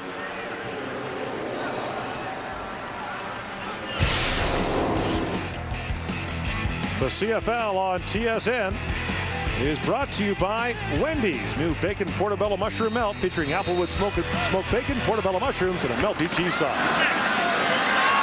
Now Ricky Ray loses the football, and the Bombers appear to have it back. They do. JT Gilmore got in there and knocked the ball loose, it looked like. And Andre Carroll has it. And so the Bombers, who turned the ball over 8 times in a loss last week for Calgary, have forced Toronto into 3 turnovers tonight, and that one will seal it. Yeah, JT Gilmore, I mean, the big boys for Bombers have dominated the interior. Here he is right here. He's been working hard all game, just plugging it. The previous play is under review by the command center. Oh, he just dominates Mark Parento. Now the question is, was Ricky Ray in his throwing motion when the ball came out? They can only hope, because Parento gets walked right back and pancaked by JT. So the command center automatically reviews plays in the final 3 minutes of the football game. The question is, A, was Ricky Ray in the throwing motion? I don't think so, Corey. I think it's going to be empty hand going forward, in my opinion there. And that is just dominance by J.T. Gilmore on Mark Parento. Just walked him right back and collapsed the pocket, knocked the ball out. Here's the call. After review, the ruling on the field stands. It is a first down, Winnipeg. And so the Winnipeg Blue Bombers, who have the slimmest of playoff hopes, the only way they get into the playoffs is if there's a three-way tie for second place between themselves, Hamilton, and Toronto. So you're saying there's a chance. So they've got to win out. Toronto's got to lose out, and Hamilton's got to go 2-1, but Hamilton's got to go 2-1 in a very specific way. That's just being a moment, try to win football games. Bombers have been able to do that tonight.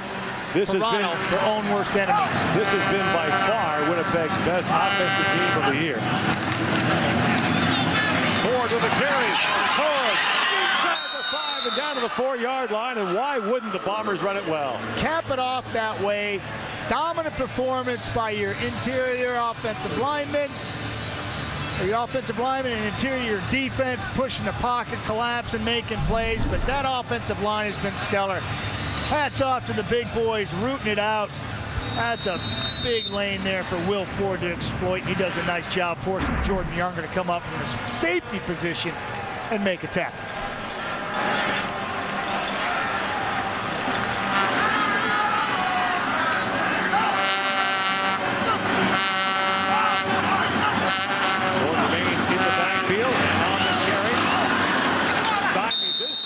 Backed up at the 5-yard line. 32 seconds to go in the fourth quarter. So Toronto next week goes to Saskatchewan.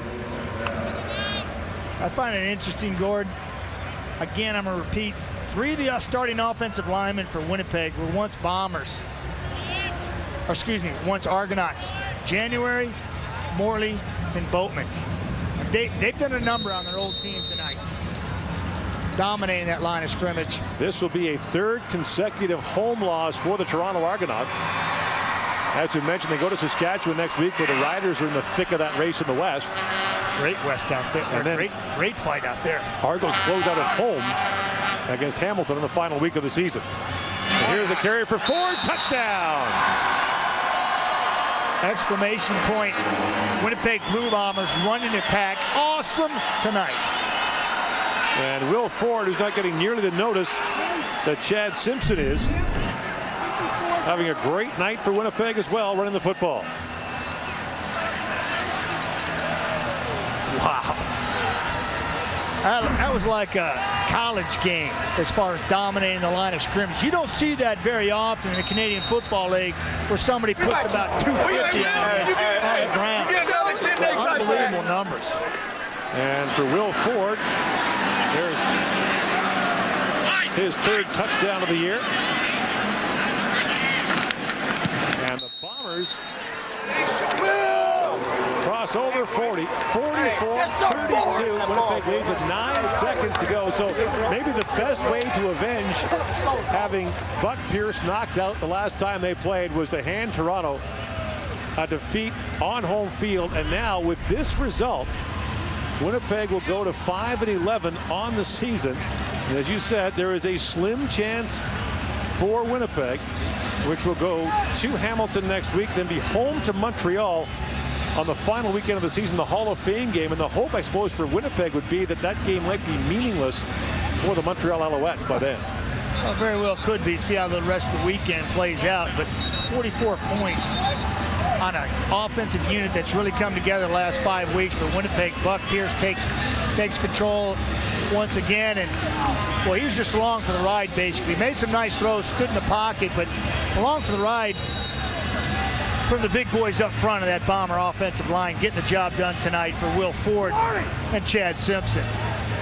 And Ricky Ray had a terrific return night for Toronto. Certainly did. On any other night, you'd think that'd be enough to win a football game. Absolutely overshadowed by the dominance of the O-line of Winnipeg. Justin! So a low line drive kickoff. It was fielded by Toronto's Emmanuel Mark. And there's 1 second remaining here in the fourth quarter. So for Winnipeg, which really felt as though it deserved better last week against Calgary, it's a win that keeps their flickering playoff hopes alive. And for Toronto, there will be more questions after a third successive home loss. No more questions about Buck Pierce, hopefully, for the rest of the football season. Hung in there several times tonight under extreme pressure and delivered some great shots down the football. And they're 13-1 when he starts and finishes a game.